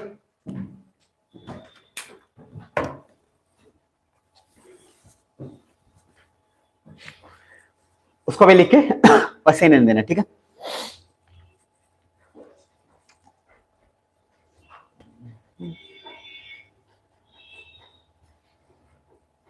चलो इसमें कहीं पे भी आपको कुछ दिख रहा है, एक आपको दिख रहा होगा, how regular earthquake is different from strike slip earthquake, दिख रहा है क्या? देखो दो तरीके से जो है प्लेट मूव करता है, इधर देखो ना, दो तरीके से हो सकता है, आप मुझे बताना। ये दो प्लेट है, एक ये हो सकता है कि मैं यहां पे खड़ा हूं और यहां पे कोई है, तो दोनों आदमी दोनों के अपोजिट जा रहे हैं, डाइवर्जेंस उसको बोलते हैं। जैसे एक इधर जा रहा है, एक इधर जा रहा है, एक ये भी हो सकता है, साथ में था अब दूर जा रहा है, उसके कारण दरार क्रिएट हुआ बीच में, यहां से निकलना शुरू हुआ और जो है क्रिएट हो गया, एक हो सकता है। दूसरा सिनेरियो, दूसरा ये भी तो हो सकता है कि दोनों एक दूसरे के पास आ रहे हो, है ना, दोनों एक दूसरे के क्लोज आ रहे हो, इसको बोलते हैं कन्वर्जेंस। ये भी हो सकता है दोनों आएंगे जिसके कारण वो भी क्रिएट होगा, फॉल्ट क्रिएट होगा, और फॉल्ट क्रिएट होकर उसमें से भी जो है होल क्रिएट हो जाएगा। तीसरा ये भी तो हो सकता है कि वर्टिकल एक दूसरे पे स्लाइड कर रहे हो, है ना, ऐसे, मतलब एक हो गया इधर इधर, क्या सुन पा रहे हो, दूसरा हो गया इधर आया इधर आया, तीसरा हो गया स्लाइड कर रहे एक दूसरे पे, क्या पॉसिबल है? तो सर इसीलिए ध्यान में रखिएगा, जनरली इस वाले सेक्शंस को जिस पे स्लाइड कर रहा है उसको जनरली हम लोग स्ट्राइक स्लीप अर्थक्वेक बोलते हैं। लेकिन फिर भी कुछ पॉइंट को समझने के लिए पहला पॉइंट देखना, प्लेट मूवमेंट दिख रहा है, तो प्लेट मूवमेंट कितने प्रकार का हो सकते हैं? 3। एक होता है कन्वर्जेंस, एक होता है डाइवर्जेंस, और इसको जो एक साइड में इसको बोलते हैं, इसको कभी अलग अलग वर्ड बोलते हैं, कुछ लोग कंटीजेंट बोलते हैं, ठीक है, अलग अलग शब्द उसमें, कुछ लोग ट्रांसफॉर्म बोलते हैं। तो लॉजिक ये है, दिमाग में रखिएगा, 3 तरीके से हो सकता है। अब प्लेट मूवमेंट अब पढ़ो और अब देखना आपको कुछ समझ आता है कि नहीं, क्या लिखा हुआ है, क्योंकि अब समझ आना चाहिए। अच्छा ऐसे ऐसे जो हो रहा है, हॉरिजॉन्टल हो रहा है कि वर्टिकल हो रहा है? हॉरिजॉन्टल हो रहा है। चलो अब पढ़ो जरा, पहला लाइन पढ़ो, सिर्फ प्लेट मूवमेंट का पहला लाइन। आज के लिए ये अंतिम टॉपिक है, ठीक है, इसके बाद 2 और पढ़ाऊंगा।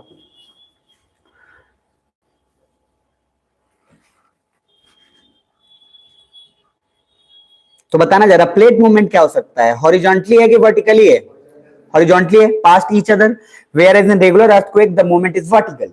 नेक्स्ट, फॉल्ट जोन दिख रहा है, फॉल्ट FAULT, तो फॉल्ट मतलब क्या होता है? दरार। एक तो होता है गलती, इट्स योर फॉल्ट, वो अलग नहीं है, यहां फॉल्ट है, दरार क्रिएट हुआ है, ठीक है।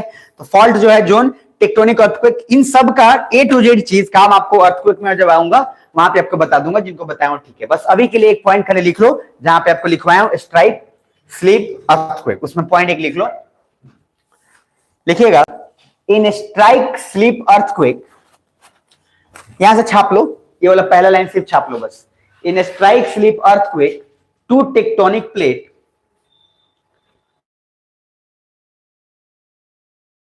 मूव हॉरिजॉन्टली, बस वहीं तक लिखना।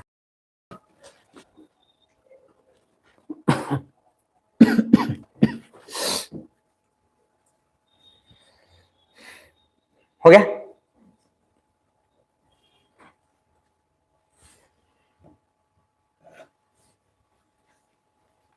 देखो इसमें बहुत सारे शब्द हैं, देखो रिंग ऑफ फायर, ये सब मैंने फिजिकल ज्योग्राफी में पढ़ाया हुआ है सब, ठीक है। मतलब जो अभी नहीं पढ़े हैं सब नहीं, जो नए जब स्टार्ट करूंगा वो लोग को तो सब ही आ जाएगा, तो लोड मत लेना, एकदम सब एक एक सब आएगा। अब आते हैं उसके बाद, ये देखो 3 ये दिख रहा है आपको, तो इसमें जो है आपको स्ट्राइक स्लीप दिख रहा है, नॉर्मल दिख रहा है, थ्रस्ट दिख रहा है, वही है, बस उसका अलग अलग वर्जन है, बाकी डिटेल में वहां पे बता देंगे। अब अगर देखोगे ना ये वाला, ये अभी के लिए ये अगर देखोगे तो जिन लोगों को बताया हुआ पूरा, उसमें ना ये पूरा अर्थक्वेक का पूरा डिटेल मात्र इतने में है, एकदम A to Z, P wave, S wave सब बताया हुआ हूं, तो ध्यान समझना, उसको एक पेज में नोट्स ऐसे ही बनाने की कोशिश किया जा सकता है, एक तरीके के हिसाब से, एकदम छाप दीजिए, मामला आसान हो जाएगा। तो नोट्स एकदम छोटा छोटा बनाइएगा तो हो जाएगा काम। खैर बाकी हम आए, लास्ट लिख लो बस, आज के लिए यही रात अंतिम, यही रात तुम्हारी, सुनेगा ना? रामायण का सबसे फेवरेट गाना है ये। रावण ऐसे ही चल रहा होता है और यही रात है अंतिम, यही रात भारी, रविंद्र जैन गा रहे होते हैं गाना। रावण बड़ा तेज प्राणी था, बहुत तेज था। बहुत, इतना नॉलेज सोच रहे हो जिस आदमी के पास हो जाए, इसको घमंड कैसे नहीं होगा? समझ में आ रहा है ना? चलो खैर कोई बात नहीं। ये कहानी आपको पता है कि नहीं रामायण का? रामायण का कहानी तो पता ही होना चाहिए आपको, बचपन से वही देखते आए हैं, है ना? तो बताइएगा कि सीता जी की पत्नी कौन थी? खैर ध्यान से देखिए, मजा कर लेगा। लेकिन रामायण का एक बेहतरीन किस्सा है। बेहतरीन किस्सा में से एक किस्सा ये है कि जब रावण को राम जी मार दिए रहते हैं तो उस समय जो लक्ष्मण है उधर से चिल्ला रहे होते हैं, जबरदस्त भैया, गजबे कैला, मार देला। समझ में आ रहे? वो एकदम पूरा खुश रहे रहते हैं लक्ष्मण जी। तब राम क्या बोलते हैं कि तुम जाओ और उससे ज्ञान ले लो, रावण से, क्योंकि इसका अंतिम वक्त है, ले लो ज्ञान। तो लक्ष्मण उनके पैर के पास नहीं बैठ के उसके माथे के पास बैठते हैं। तो बोलता है कि नहीं लक्ष्मण, ज्ञान माथे पे बैठ के नहीं लिया जाता है, पैर के पास आ जाओ, है ना? तो वहां पे आ जाता है और उसी समय रावण फिर ज्ञान देता है लक्ष्मण जी को, और ज्ञान देने के बाद फिर राम जी के पास आता है और तब पूछता है मरला का है? समझ में आ रहा है? तो राम जी से सिंपल एक बात पूछता है कि भाई तेरे से पावरफुल तो मैं था, ज्ञानी भी मैं था, मारा क्यों गया? तो उसी समय राम जी का फेवरेट डायलॉग है, क्योंकि तुम चरित्रहीन और मैं चरित्रवान। इसलिए इस दुनिया में सक्सेस का नाता सिर्फ कैरेक्टर से है। आप कुछ मत करो, सलमान खान को आप कितना भी गाली दे लो, शाहरुख खान को आप कितना भी गाली दे लो, लेकिन जो रिस्पेक्ट वो अपने मम्मी पापा के लिए रखता है, जो लेडीज लोगों के लिए रखता है, वो रिस्पेक्ट शायद ही कोई रखेगा। तो दैट्स व्हाई वो लोग सक्सेसफुल है। बाकी जो भी कांड उसका चलता रहता है, अलग चलता रहता है, कितना भी देखो ना, सब कितना विरोध करते हैं कि सलमान खान का फिल्म नहीं देखेगा, नहीं देखेगा। सबसे पहले सो में जाकर वो बैठा हुआ है जो नहीं देख रहा है। आप देखिएगा ध्यान से, कितना बाइकआउट है। आज भी वो लोग उसी जगह पे हैं। याद रखिएगा, मैं आपसे निवेदन कर रहा हूं, इसलिए सक्सेस आपके पढ़ाई से कभी नहीं मिलेगा। एकदम ऑन कैमरा बोला, बोलो क्या बात कर रहे हो, नहीं मिलेगा। आप लिख के ले लो, आप सिर्फ 10% पढ़ो ना, सिर्फ 10% इतना पढ़ो कि आपका सिलेबस पर थोड़ा बहुत हुआ है। बाकी आप इस बात को ध्यान रखो कि आपका इंटेंशन सही है, नियत सही है, लिख के ले लो, आपका रिजल्ट आ जाएगा। ऐसे ऐसे बच्चों का आपके क्लास में रिजल्ट आ जाता है जो आज तक नहीं पढ़े हैं, जो एकदम गधा था, पोपट था, और वो सक्सेस हो जाएगा और आप पीछे रह जाइएगा, जबकि आप उससे तेज हैं। तो कभी झांकिएगा अपने अंदर तो आपको जवाब मिल जाता है। कुछ बुझा रहा है? तो रामायण का कैरेक्टर तो बहुत कुछ, रामायण का तो अपने आप में बहुत कुछ सिखाता है, कुछ चीजों को छोड़ देता हूं, सेम भगवत गीता। खैर आइए इस पे नेक्स्ट, एनसीएसटी दिख रहा है? एनसीएससी होता है और एनसीएसटी होता है, वेरी इंपॉर्टेंट। हर साल क्वेश्चन इस पे एक फिक्स है, शेड्यूल कास्ट, शेड्यूल ट्राइब, हर साल आएगा ही आएगा। ओबीसी को अब धीरे धीरे दरकिनार किया जा रहा है, दरकिनार करने लायक हो भी गए हैं, क्योंकि लोग जो है लोग धीरे धीरे स्टैंड अप लिविंग बढ़ गया है। तो ध्यान से देखिएगा, एनसीएससी क्या है और एनसीएसटी क्या है। Simple, national commission for schedule caste and national commission for schedule tribe. मैंने बार बार बोला है कि जो एससी और एसटी, जो लोग उस समय जो इतने हजारों लाखों साल तक प्रताड़ित हुए हैं, और उन लोग को अगर अभी मौका मिल रहा है और जनरल को अगर पेट में दर्द हो रहा है, तो ये बिल्कुल गलत है। क्योंकि अगर मैंने बार बार बोला है कि सर जब आप इतिहास देखेंगे और इतिहास पढ़ेंगे, तो अगर कोई भी आदमी कितना भी बड़ा बोले, मैंने बोला याद रखिएगा, आईएएस ऑफिसर के लिए सबसे बड़ा गुण है कि आपको हमेशा समाज के लोअर तबके उनके प्रति सहानुभूति होना चाहिए, औरतों के प्रति सहानुभूति होना चाहिए, और आप ईमानदार होना चाहिए, तभी आईएएस बनिएगा। ये एक मेन कैरेक्टर है। तो अगर आपके पास शेड्यूल कास्ट, शेड्यूल ट्राइब, इनके प्रति अगर आपके पास सहानुभूति नहीं, इनके प्रति अगर आपको व्यवहार अच्छा नहीं होता है, तो सर माफ करना, लेकिन आप आईएएस नहीं बन पाएंगे। इसलिए ध्यान रखना, वो आपका दायित्व है। आप सोचिए, जो 10,000 साल से प्रताड़ित हुआ हो, अगर उसको थोड़ा अगर आरक्षण दे दिया गया हो, तो फिर पेट में काहे दर्द होता है तुमको? तुम इसने 20,000 साल तक, और बहुत अच्छा भीमराव अंबेडकर ने इस पे ऑलरेडी एक बहुत अच्छा तर्क दिया कि पिछले 10,000 साल से जिसको प्रताड़ित किया गया हो, उसको मात्र 20 साल तक अगर आरक्षण दिया गया, तो जनरल वाले को 20 साल में परेशानी होने लगा, और जो 10,000 साल तक सहा है उसका क्या? क्या समझ में आ रहा है? तो तर्क दोनों का, तर्क और वितर्क दोनों का अलग होता है। जब आप पढ़ेंगे ना तब आपको पता चले। इसलिए जो अनपढ़ होता है वो कहेगा हम जनरल के नुबानी वही से ना बेलेगा, मारो तबड़ा खींच के। आजकल एक डायलॉग है, आप जो सुने होंगे कि हम जनरल का है, तो जैसे ही बोलेगा ना कौन कैटेगरी, बोलेगा जनरल, तो क्या बोलेगा वो? ओ अच्छा अच्छा, जनरल का तो 10 हम जनरल बने। ये दोनों फेल आदमी है। जनरल एससी एसटी कुछ नहीं होता है। समाज के वो तमगा जिनको परेशानी था उसको गवर्नमेंट ने दिया है, उसी पे 2 कमीशन बना। ध्यान से समझना, पहले मात्र एक ही कमीशन था जिसमें अंदर आता था इधर एनसी, एससी और एसटी, शेड्यूल कास्ट और शेड्यूल ट्राइब दोनों एक ही साथ आते थे पहले। लेकिन बाद में अमेंडमेंट किया गया और बोला गया एसटी जो है, जो आदिवासी शेड्यूल ट्राइब्स जो हैं, उनका लाइफ बिल्कुल अलग है हम लोगों से। भाई आदिवासी का लाइफ हमको और आपको नहीं पता, उनका लाइफ बहुत अलग है, वो हस्तक्षेप हमारा चाहते भी नहीं है। मेरी बात समझ में आ रही है? तो शेड्यूल ट्राइब के लिए पहले और शेड्यूल कास्ट के लिए मुझे बताओ, क्या एक ही कमीशन था कि अलग था? पहले एक ही था, लेकिन बाद में अमेंडमेंट कर कर एससी को अलग किया गया, एसटी को अलग किया गया। क्या बुझा रहा है? अगर आपको क्लियर है जो बोले ऐसा नो। तो सर इसमें 2 चीजें हुआ। एसटी के लिए कमीशन, सर कमीशन क्यों बनाया गया? कि ये लोग देखेंगे और बताएंगे कि क्या जो प्रोग्रेस चल रहा है वो किस लेवल तक पहुंचा है। और जानकर हैरानी होगी आपको कि एसटी के लिए जितने फंड रिलीज किए गए थे उसका 50% उससे ज्यादा कुछ काम मतलब हुआ ही नहीं है, सब बर्बाद हो गए।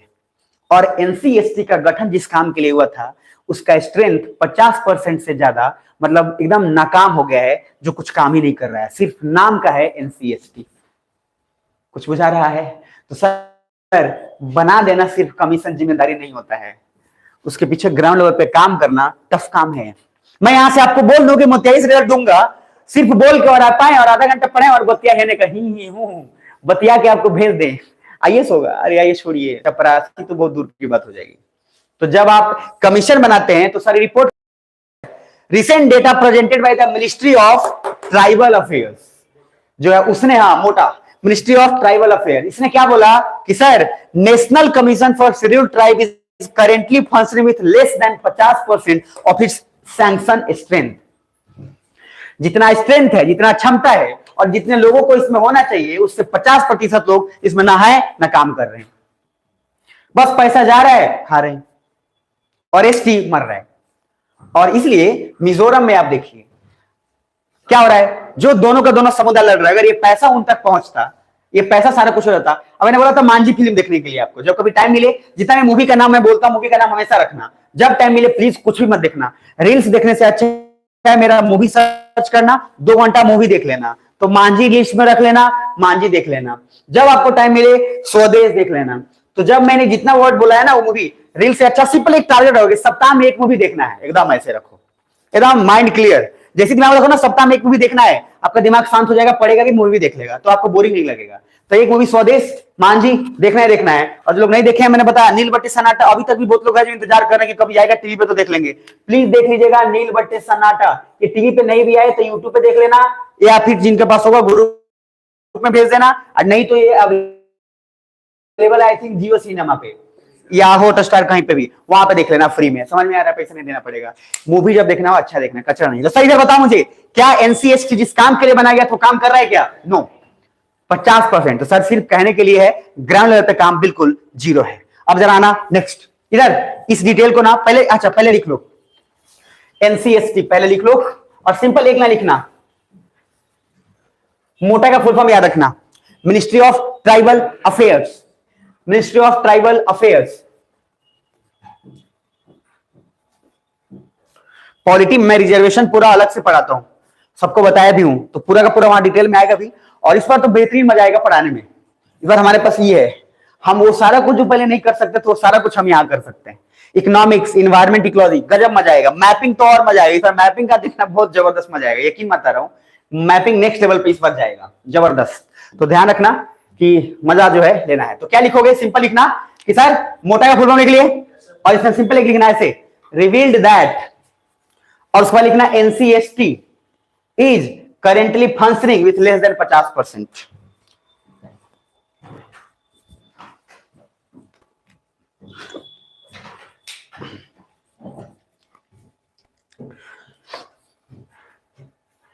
हार मानो ही मत, less than 50% of sanction strength. कुछ लोग एक बार के फेलियर के बाद डिसाइड कर लेते हैं कि हमसे नहीं होगा, है ना। किसी भी एग्जाम में कोई ऐसा सक्सेसफुल आदमी नहीं है जो एक बार में हो गया हो, बहुत सारा होता है कोशिश। तो जिद्दीपन रखना। अब एक न्यूज में आया था, चूंकि मैं बड़ा देखो प्रभावित हूं मैं मनोज वाजपेयी से। मनोज वाजपेयी का नाम जानते हैं आप लोग? पक्का ना? तो मनोज भाई बगले का है, हम उससे प्रभावित कम होते हैं। टॉम क्रूज से ज्यादा हो जाते हैं कभी कभी।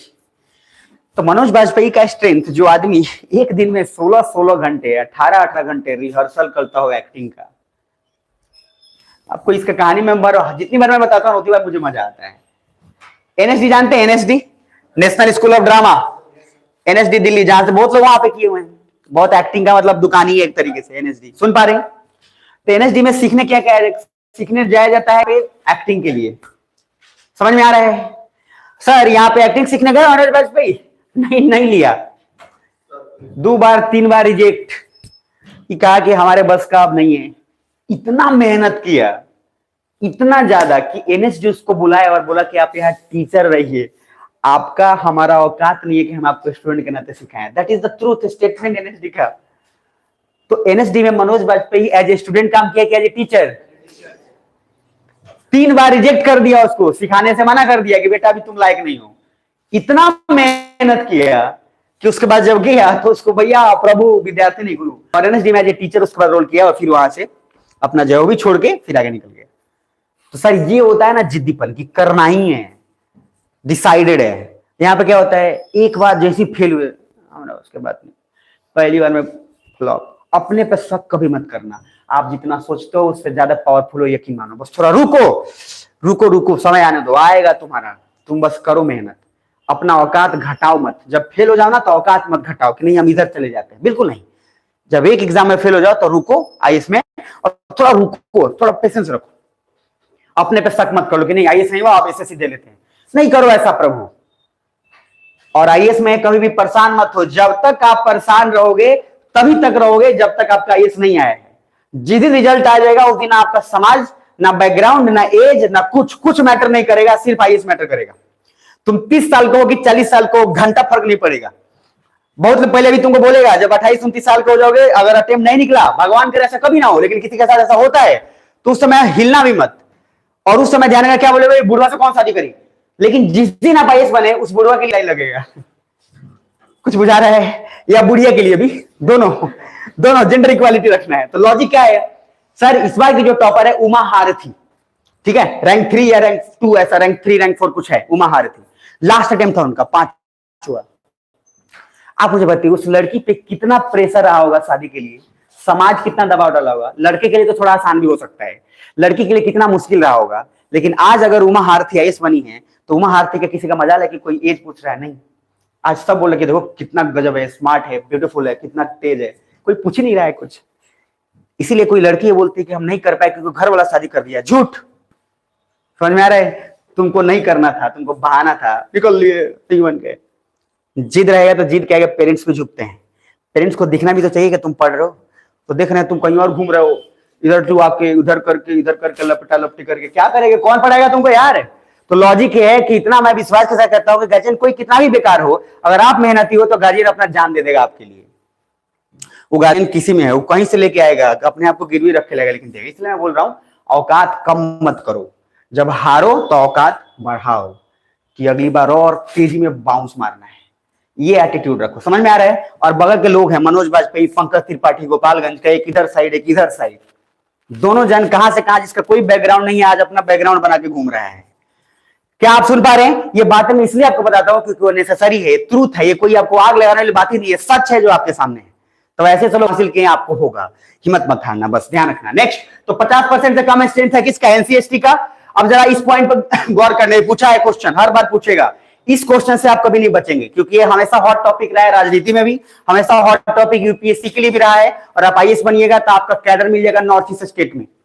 आप चल जाइएगा अरुणाचल प्रदेश में, आपका पोस्टिंग है, अरुणाचल में जाइएगा, वहां पे एससी से सामना पड़ेगा आपको, और आपको वहां पे बढ़िया से समझना है। आपको एक आईएएस में नहीं बताया था जो अरुणाचल या उसके आसपास का था, इसने क्या किया, हॉस्पिटल जाने के लिए महिलाओं को बहुत प्रॉब्लम होता था, तो उसने बाइक को हॉस्पिटल की तरह एम्बुलेंस क्रिएट कर दिया और अपने पैसे से सब लोगों से मिलकर और क्रिएट करके बना दिया। ये आईएएस ही कर सकते हैं, अपना फंड लगाया और बाइक से, क्योंकि बाइक से पहले पहुंच जाएंगे, जल्दी पहुंचेंगे, इलाज जल्दी हो जाएगा। और उसके बाद सारी महिलाओं का ट्रीटमेंट काफी तेजी से होने लगा और महिलाओं जो उनको दिक्कत होता था वो दिक्कत काफी कम हो गया। ये आईएएस का मजा है, ये एससी वाला नहीं होगा, ये रेलवे वाला नहीं होगा। समझ में आया? रेलवे तो ट्रैक हटा देता है, खुद कुछ जगह ड्राइवर भाग जाता है, भाई लोको पायलट भाग जाता है। अब समझ, लोको पायलट भाग जाएगा, आईएएस नहीं भागेगा। मर जाएगा रहेगा, ये फर्क अगर आप में हुआ है तो ठीक है। देखिए एनसीएसटी का देखिएगा कब बना था ये 2004 में, दिख पा रहा है, बाई अमेंडिंग आर्टिकल 338, अभी आर्टिकल 2 के लिए परेशान मत होना, and by inserting new article 338 capital A. मैंने बोला जब जब आर्टिकल के बाद में कैपिटल लेटर में कुछ लगा हो समझना उसमें अमेंडमेंट हुआ है, संशोधन हुआ है। कुछ समझ में आ रहा है? कैपिटल में होना चाहिए वो, अगर स्मॉल में है तो नहीं, कैपिटल में है तब संशोधन हुआ। समझ में आ रहा है? और जब संशोधन हुआ है तो क्या वो संवैधानिक है कि असंवैधानिक है? संवैधानिक है, मतलब संविधान में हमने संशोधन किया। क्या मेरी बात समझ में आ रही है? जाकर देख लेना, क्वेश्चन पिछले 4 साल से पूछ रहा है कि एनसीएसटी एक स्टैट्यूटरी बॉडी है कि कॉन्स्टिट्यूशनल बॉडी है। ये हर बार पूछता है, हर एग्जाम में पूछेगा, यूपीएससी के, सीडीएस में, ईपीएफओ में, आईएएस में। कुछ समझ में आ रहा है? तो पहला पॉइंट क्या है सर? न्यू आर्टिकल लगाया गया constitution through 89th constitution amendment, ये भी पूछता है। और 2003 hence it is a constitutional body. तो मैं 3 पॉइंट बोल रहा हूं, पहले छापो एकदम cut to cut, line by line, अलग अलग। पहला पॉइंट लिखो, एनसीएसटी सेटअप इन 2004, अलग अलग लिखना, एक ही मत लिखना। एनसीएसटी सेटअप इन 2004, फिर नेक्स्ट लाइन सेटअप 2004, उसी में अभी लिखो 2004, उसको कंप्लीट कर लो। और 2004 बाई 89th कॉन्स्टिट्यूशनल अमेंडमेंट लिखना, by 89th constitutional amendment 2003, by 89th constitutional amendment 2003। कौन सा संशोधन? 89वां 89 संशोधन 2003 हो गया, फुल स्टॉप। दूसरा line, ancestry is a constitutional body, ancestry is a constitutional body. और जो लोग भी सेकंड ईयर में आ चुके हैं या सेकंड ईयर का पेपर हो चुका है या होने वाला है, एकदम गांठ बांध के पूरा एकदम अपना रिवीजन इसी में निपटा लो।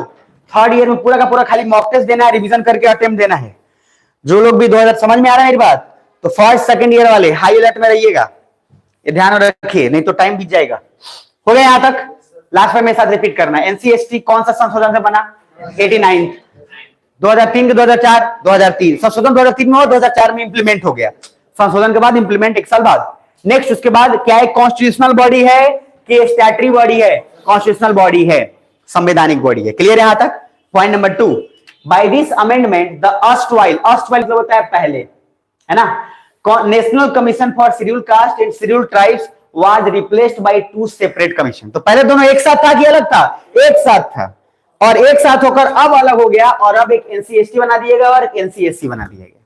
तो क्या पहले दोनों अलग था कि एक साथ था? एक साथ था, और बाद में इसके बाद अमेंडमेंट कर इसी अमेंडमेंट के बाद 2 सेपरेट कमीशन बना दिएगा कि दोनों का अलग अलग काम चलेगा। यहां तक क्लियर? पक्का? ठीक है, बस आज के लिए अंतिम लास्ट, इसके बाद 3 और, चलो ठीक है। उसके बाद देखो आर्टिकल 338A, एक शब्द इसमें इंटर आलिया। तो क्या आलिया इंटर पास कर गए इसलिए? नहीं, देखो इंटर आलिया का मतलब होता है एवरीथिंग एक्सेप्ट दिस, मतलब अमंग देमसेल्व्स, ऐसा होता है उसका। तो आप, मैं ठेठ भाषा में समझा देता हूं, बाकी आगे आएंगे, ठीक है? अच्छा चलो अभी के लिए इसको रहने दो, मैं अलग से लिखवा ही देता हूं। लिखो, पहले लिख लो, जो लाइन बोल रहा हूं लिख लो, लिखो। ये भी पूछता है, ऐसे लिखना, मेंबर ऑफ एनसीएसटी, ऐसे मेन हेडिंग डालना, मेंबर्स ऑफ एनसीएसटी, और उसमें पहला लिखना, पहला।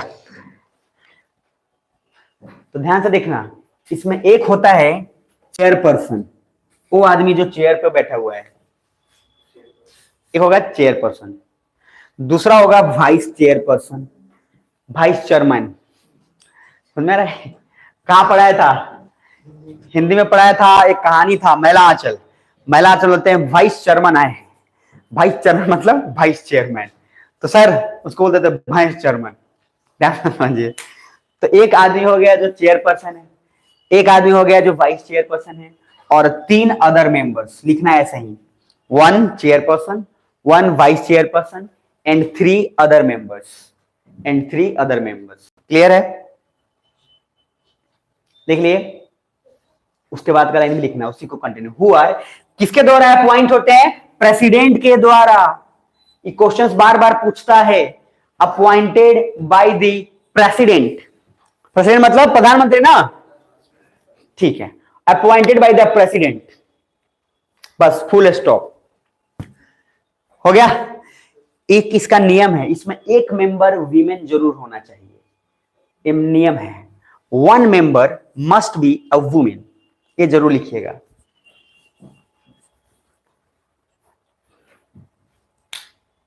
एक मेंबर होनी चाहिए महिला, ठीक है। आगे देखना ध्यान से, इसमें जो चेयरमैन है, जो वाइस चेयरमैन है, मतलब चेयरपर्सन, वाइस चेयरपर्सन, और उसके बाद क्या है, अदर जो मेंबर, अदर कितने मेंबर हैं? 3, और उसमें से एक तो महिला होगी ही होगी। इन तीनों लोगों का सबका कार्यकाल 3 साल तक फिक्स होगा। कितने के लिए बनेंगे? 3 साल के, तो परमानेंट नहीं है, 3 इयर्स के लिए है। समझ में आ रहा है? उसके बाद द चेयरपर्सन का, एक मिनट सुन लो फिर लिखना, एक मिनट सुन लो तब एक ही साथ लिख लेना। इधर देख लो, लिखने मत सुनना, पहले लिखेंगे। इधर देखिए भाई, मिल जाएगा ये, परेशान मत हो। देखो इसका जरा देखना, पहले गौर करना, हल्के में मत लेना चीजों को। एनसीएसटी को तो बिल्कुल भी हल्के मत लेना, ये आपको या तो आईएएस बनाएगा, नहीं तो आईएएस जो है हटाएगा आईएएस से। एक मेंबर थे, उन्होंने फालतू काम किया। देखो इधर, चेयरपर्सन का has been given the rank of union cabinet minister. जो इसका चेयरपर्सन होगा उसका कैबिनेट मिनिस्टर के करीब, कैबिनेट मिनिस्टर सबसे बड़ा पोस्ट, सबसे बड़ा मंत्रालय जिसमें रहते हैं 4-5 लोग, उतने बड़े का उसका रैंक होगा चेयरपर्सन का। सुन पा रहे हो? दूसरा, the vice chairperson has the rank of A minister of state. राज्य का एक मंत्री का बराबर वाइस चेयरमैन का पावर है। और तीसरा, and other members have the rank of secretary to the government of India. यानी कि जितने सारे लोग हैं इन सब का सब पावर नेक्स्ट लेवल का है। और लास्ट पॉइंट देखना, the member are not eligible for appointment for more than 2 terms. 2 बार से ज्यादा कोई भी आदमी इसमें नहीं आ सकता है। मतलब 2 बार अगर बन गए तो तीसरा बार इनका अपॉइंटमेंट नहीं होगा। और अगर ये एक बार बोल दिया जो, वो सुप्रीम कोर्ट में भी जाकर चैलेंज नहीं हो सकता है। कुछ बुझा रहा है? तो सर जो इसका पावर है वो ठीक ठाक है, इसलिए आदिवासी से कभी भी छेड़छाड़ मत करिए। इतना लंबा जेल में जाइएगा, कोई हिसाब किताब नहीं लगेगा। कुछ बुझा रहे? तो इसीलिए ये जो चेयरपर्सन का जो पावर दिया है, मतलब पढ़ा था जब पहले ना, एकदम हिल गया दिमाग। उतना पावर किसी के पास नहीं होता है। और आप आईएएस बनेंगे ना, तो आप आईएएस जब बनते हैं तो आपको ऐसे ही मिलता है, ये पोस्ट धीरे धीरे मिलते चले जाएंगे। सब आईएएस ही होते हैं जो प्रमोट होते वहां तक पहुंच जाते हैं। कुछ बुझा रहा है? तो आईएएस बनने का मंजा है। कुछ आईएएस लोग का जंगल में पोस्टिंग हो जाता है, फॉरेस्ट सर्विस वाला, और फॉरेस्ट सर्विस वाला जो जंगल में है उसको शहर में भेज देता है कभी कभी। जैसे अभी हैं, वो फॉरेस्ट सर्विस का आदमी था, लेकिन चूंकि सीट खाली था तो उसको इधर भेज दिया। इसीलिए आईएएस का एग्जाम 2 होता है, एक होता है आईएएस और एक इसी में हो जाता है आईएफओएस। फॉरेन नहीं, फॉरेस्ट सर्विस, जंगल। तो किसी को जंगल जानवर या सांप जो है हिलाने का, घुमाने का अगर शौक हो, जब वो बहुत लोग होता है भाई, बहुत लोग सांप या वो शेर को होगा, उसका भाषा कुछ लोग समझता है बहुत अच्छा, सबके बस का बात नहीं होता है ना। हिरन के साथ दौड़ लेता है, अपना जाके सेल्फी ले लेता है टाइगर वगैरह के साथ। तो इस टाइप का अगर आदमी हो तो आपके लिए फॉरेस्ट सर्विस ज्यादा बेटर है, फॉरेन बेटर नहीं है। फॉरेन में तो खाली आदमी मिलेगा, आपको जानवर चाहिए। आप समझ में आ रहे? तो क्या किसको रणविजय को ढूंढिएगा? जानवर के लिए रणविजय को नहीं ढूंढना है। रणविजय जानते हैं ना, नया एनिमल जो है। तो सर इधर देखिए, तो आप अगर चाहें तो इसका एग्जाम साथ साथ दे लीजिए। देखो प्रीलिम्स दोनों का साथ ही होता है, मेंस अलग होता है। तो जब आप प्रीलिम्स दे लेंगे तो इसके मेंस में खूब टाइम मिल जाता है, भथेड़ टाइम, हरियाणा में बोलते हैं भथेड़। समझ में आ रहा है? तो भथेड़ टाइम मतलब होता है कि आपको दिसंबर में इसका मेंस होगा। प्रीलिम्स हो गया मई में, मेंस कब होगा? दिसंबर में। आईएएस का कब होगा? वो तो सितंबर में हो जाता है, इसलिए दिसंबर में होता है, आपका खूब टाइम होता है। इसलिए सब मिले फॉर्म भरते समय तो कोशिश करना इधर भी कर दे, बाकी हम करवा देंगे। इन्वायरमेंट इकोलॉजी का, बोटनी जियोलॉजी का क्वेश्चन ज्यादा पूछता है तो हम इधर करवा देंगे। समझ में आ रहा है? तो आराम से जो है उसमें फायदा हो जाता है, उसमें सीट जो है ज्यादा रहता है और लोग कम फॉर्म भी भरा रहता है, लेकिन उसका कट ऑफ खूब हाई जाता है। समझ में आया? जैसे 200 नंबर का है तो 170 ठेका देगा। तो अगर आप बॉटनी, हम करा देंगे, एकदम लोड मत लेना, लेकिन चांस मिले तो पहले भी इधर देखना। फिर तो सर ये देखो, तो मैंने बोल दिया बार बार, क्या वाइस चेयरमैन ज्यादा पावरफुल ही नहीं है, और चेयरमैन भी है बहुत ज्यादा पावरफुल। यहां तक ठीक है? तो चलो आज यहीं तक रखते हैं यार, कल कंप्लीट करेंगे। बोर तो नहीं हो रहे हो? चलो ठीक है, लास्ट बार बोल रहा हूं, एक और है हेट क्राइम। ये जो है हेट क्राइम के बाद खत्म कर लेंगे, उसके बाद कुछ नहीं करेंगे। लास्ट लिख लो, थोड़ा गैप छोड़कर लिखना हेट क्राइम, क्योंकि एनसीएसटी में मुझे कुछ और लिखवाने हैं तो जो लोग फेयर में लिख रहे होंगे थोड़ा गैप छोड़ देना। हेट क्राइम्स इन इंडिया, कल से यहीं से शुरुआत करेंगे, इसलिए मैंने लिखवा दिया है आपको, ताकि कल आपसे पूछूं तो आप ये जरूर बोल देना कि हाँ यही हुआ था, नहीं तो जैसे पूछता हूं पहले जवाब आता है नहीं हुआ था, इसलिए पहले ये लिख लेना, समझ में आ रहा है? उसके बाद कल से करेंगे। तो आज जो पढ़ाया हूं मैं रिपीट कर देता हूं, कल करते। ईमानदारी से बोलना, क्या मैं जो पढ़ा रहा हूँ ठीक ठाक हूँ? मैं ठीक ठाक पढ़ा लेता हूँ ना, अगर आपको बुरा भी लगे तब भी अच्छा बोलना है, ऑप्शन नहीं है, समझ में आया? चलो तो एक बार देख लेते हैं क्या क्या पढ़े हैं। कॉपी खोलिए, अरे बंद नहीं करिएगा। पहला टॉपिक बताइए आज क्या पढ़े हैं, सबसे फर्स्ट टॉपिक जीआई वाला के बाद बताइए। स्टार्टअप इंडिया सिंपल एसआईएफ से जो पढ़े हैं, तो स्टार्टअप एसआईएफ उसमें पढ़े आज सिंपल कि कितना करोड़ मिलता है, लगभग 475 के आसपास मान लेते हैं। तो सर उतना करोड़ जो है उसको किया गया है स्टार्टअप के लिए, सुन पा रहे हैं? और स्टार्टअप में मैक्सिमम 10 लाख से ज्यादा रुपया नहीं मिलता है जनरली, ये भी ध्यान रखिएगा, मैं नहीं बताऊंगा तो याद रखिएगा। आगे उसके बाद ग्राउंड वाटर, तो सर इन गंगा रिवर में कितना परसेंट कम हो रहा है? तो 2.6 सेंटीमीटर की मीटर, सेंटीमीटर, ऑप्शन में मिलीमीटर रहेगा, सेंटीमीटर रहेगा, हेक्टोमीटर कुछ दे देता है उसमें दिमाग चलता है, सेंटीमीटर में तो नहीं हुआ होगा, इसलिए सेंटीमीटर याद रखिएगा। 2.6 सेंटीमीटर पर ईयर। अगर राज्य की बात करें तो राजस्थान कितना? दिल्ली 7.5, एंड राजस्थान के बाद हरियाणा क्या है? सर हरियाणा, ध्यान सुन लो ध्यान से, राजस्थान 14%, राजस्थान कितना? मतलब 14 सेंटीमीटर पर ईयर। उसके बाद मैं पूछ रहा हूं उसका बताओ पहले, हरियाणा 7.5, दिल्ली 7.2, ध्यान रहेगा ये। अब उसके बाद अगर हम बात करें तो हम लोग भी जो है कगार पे ठीक ठाक हैं। यूपी का कितना लिखवाया? 2, बिहार का 1, और 0.5 या 6 किसका? वेस्ट बंगाल का। सर ग्राउंड वाटर लॉस होना हमारे लिए बेकार है। दूसरा मैंने बोला ब्रह्मपुत्र बेसिन का ज्यादा कम हो रहा है कि गंगा का? ब्रह्मपुत्र का, लेकिन गंगा हमारे लिए सैक्रेड प्लेस है इसलिए मुस्कुरा। नेक्स्ट न्यूज, मैग्नेटाइट पॉल्यूशन, बताया ना? मैग्नेटाइट का फॉर्मूला Fe3O4 की Fe2O3, Fe3O4 याद रहेगा। तो मैग्नेटाइट पॉल्यूशन में बताया स्पेशली कहां ज्यादा प्रभावित है ये? कोलकाता वाले क्षेत्र में, वेस्ट बंगाल वाले क्षेत्र में। क्लियर है? इसका इंपैक्ट आपको बता दिया हूं, इकोलॉजिकल, हेल्थ इंपैक्ट, इन्वायरमेंटल वाला। Next news, India fiscal deficit का टारगेट, तो मैंने बोला इंडिया फिस्कल डेफिसिट टारगेट 2025-26 तक 4.25 से कम होगा कि ज्यादा होगा? कम हो जाएगा। और फिस्कल डेफिसिट का मतलब होता है वित्तीय कर्जा, एक तरीके से वो कर्जा हमारे लिए कम होगा, मतलब हमारा देश डेवलपमेंट के कगार पे जाएगा। यहां तक क्लियर है? Next point, earthquakes in Turkey, और अर्थक्वेक इन टर्की में बस स्ट्राइक अप या जो स्ट्राइक स्लीक वाला पॉइंट उसमें दिमाग में रखना है कि प्लेट टेक्टोनिक यहाँ का मूवमेंट रेगुलर मूवमेंट से थोड़ा अलग होता है, इसलिए इसका मैग्नीट्यूड जो है थोड़ा बढ़ जाता है और 7.8 तक आया, जो काफी बर्बाद किया। नेक्स्ट न्यूज, एनसीएसटी अभी पढ़ा है ना? तो एनसीएसटी फुल फॉर्म क्या है? National commission for scheduled tribes. तो पहले एनसीएससी और एनसीएसटी अलग था कि एक था? एक था। बाद में कौन से अमेंडमेंट पर अलग हुआ? 89 संवैधानिक संशोधन 2003 की 3, और एनसीएसटी अप्लाई कब से होने लगा? 2004 से। क्लियर है? एनसीएसटी में मेंबर कितने होंगे? 3 अदर मेंबर होंगे, एक होंगे वाइस चेयरमैन, एक होंगे चेयरमैन। क्लियर रहेगा? 2 याद रहेगा ना? और जो इनका पावर है वो पावर मतलब नेक्स्ट लेवल का है, लगभग यूनियन कैबिनेट मिनिस्टर का है, चेयरमैन का। इस तरीके से पावर डिस्ट्रीब्यूटेड है। ओवरऑल कंक्लूजन ये है कि पावरफुल लोग हैं। क्लियर है यहां तक? और अभी के समय में बोले तो एनसीएसटी 50% से कम अपने स्ट्रेंथ से काम कर रहा है, जो कि हमारे लिए सही चीज नहीं है। क्लियर यहां तक? तो ओवरऑल आज यहां रखते हैं, इसके बाद फिर कल कंटिन्यू करेंगे। ईमानदारी से बोल के जाओ, फुला के जाओ, हमको मजा आया? ठीक है, तो कल मिलते हैं, कल कंटिन्यू करते हैं। ठीक है जी, चलो। नहीं, कोई भी हो सकता है, कंपल्सरी बिल्कुल नहीं।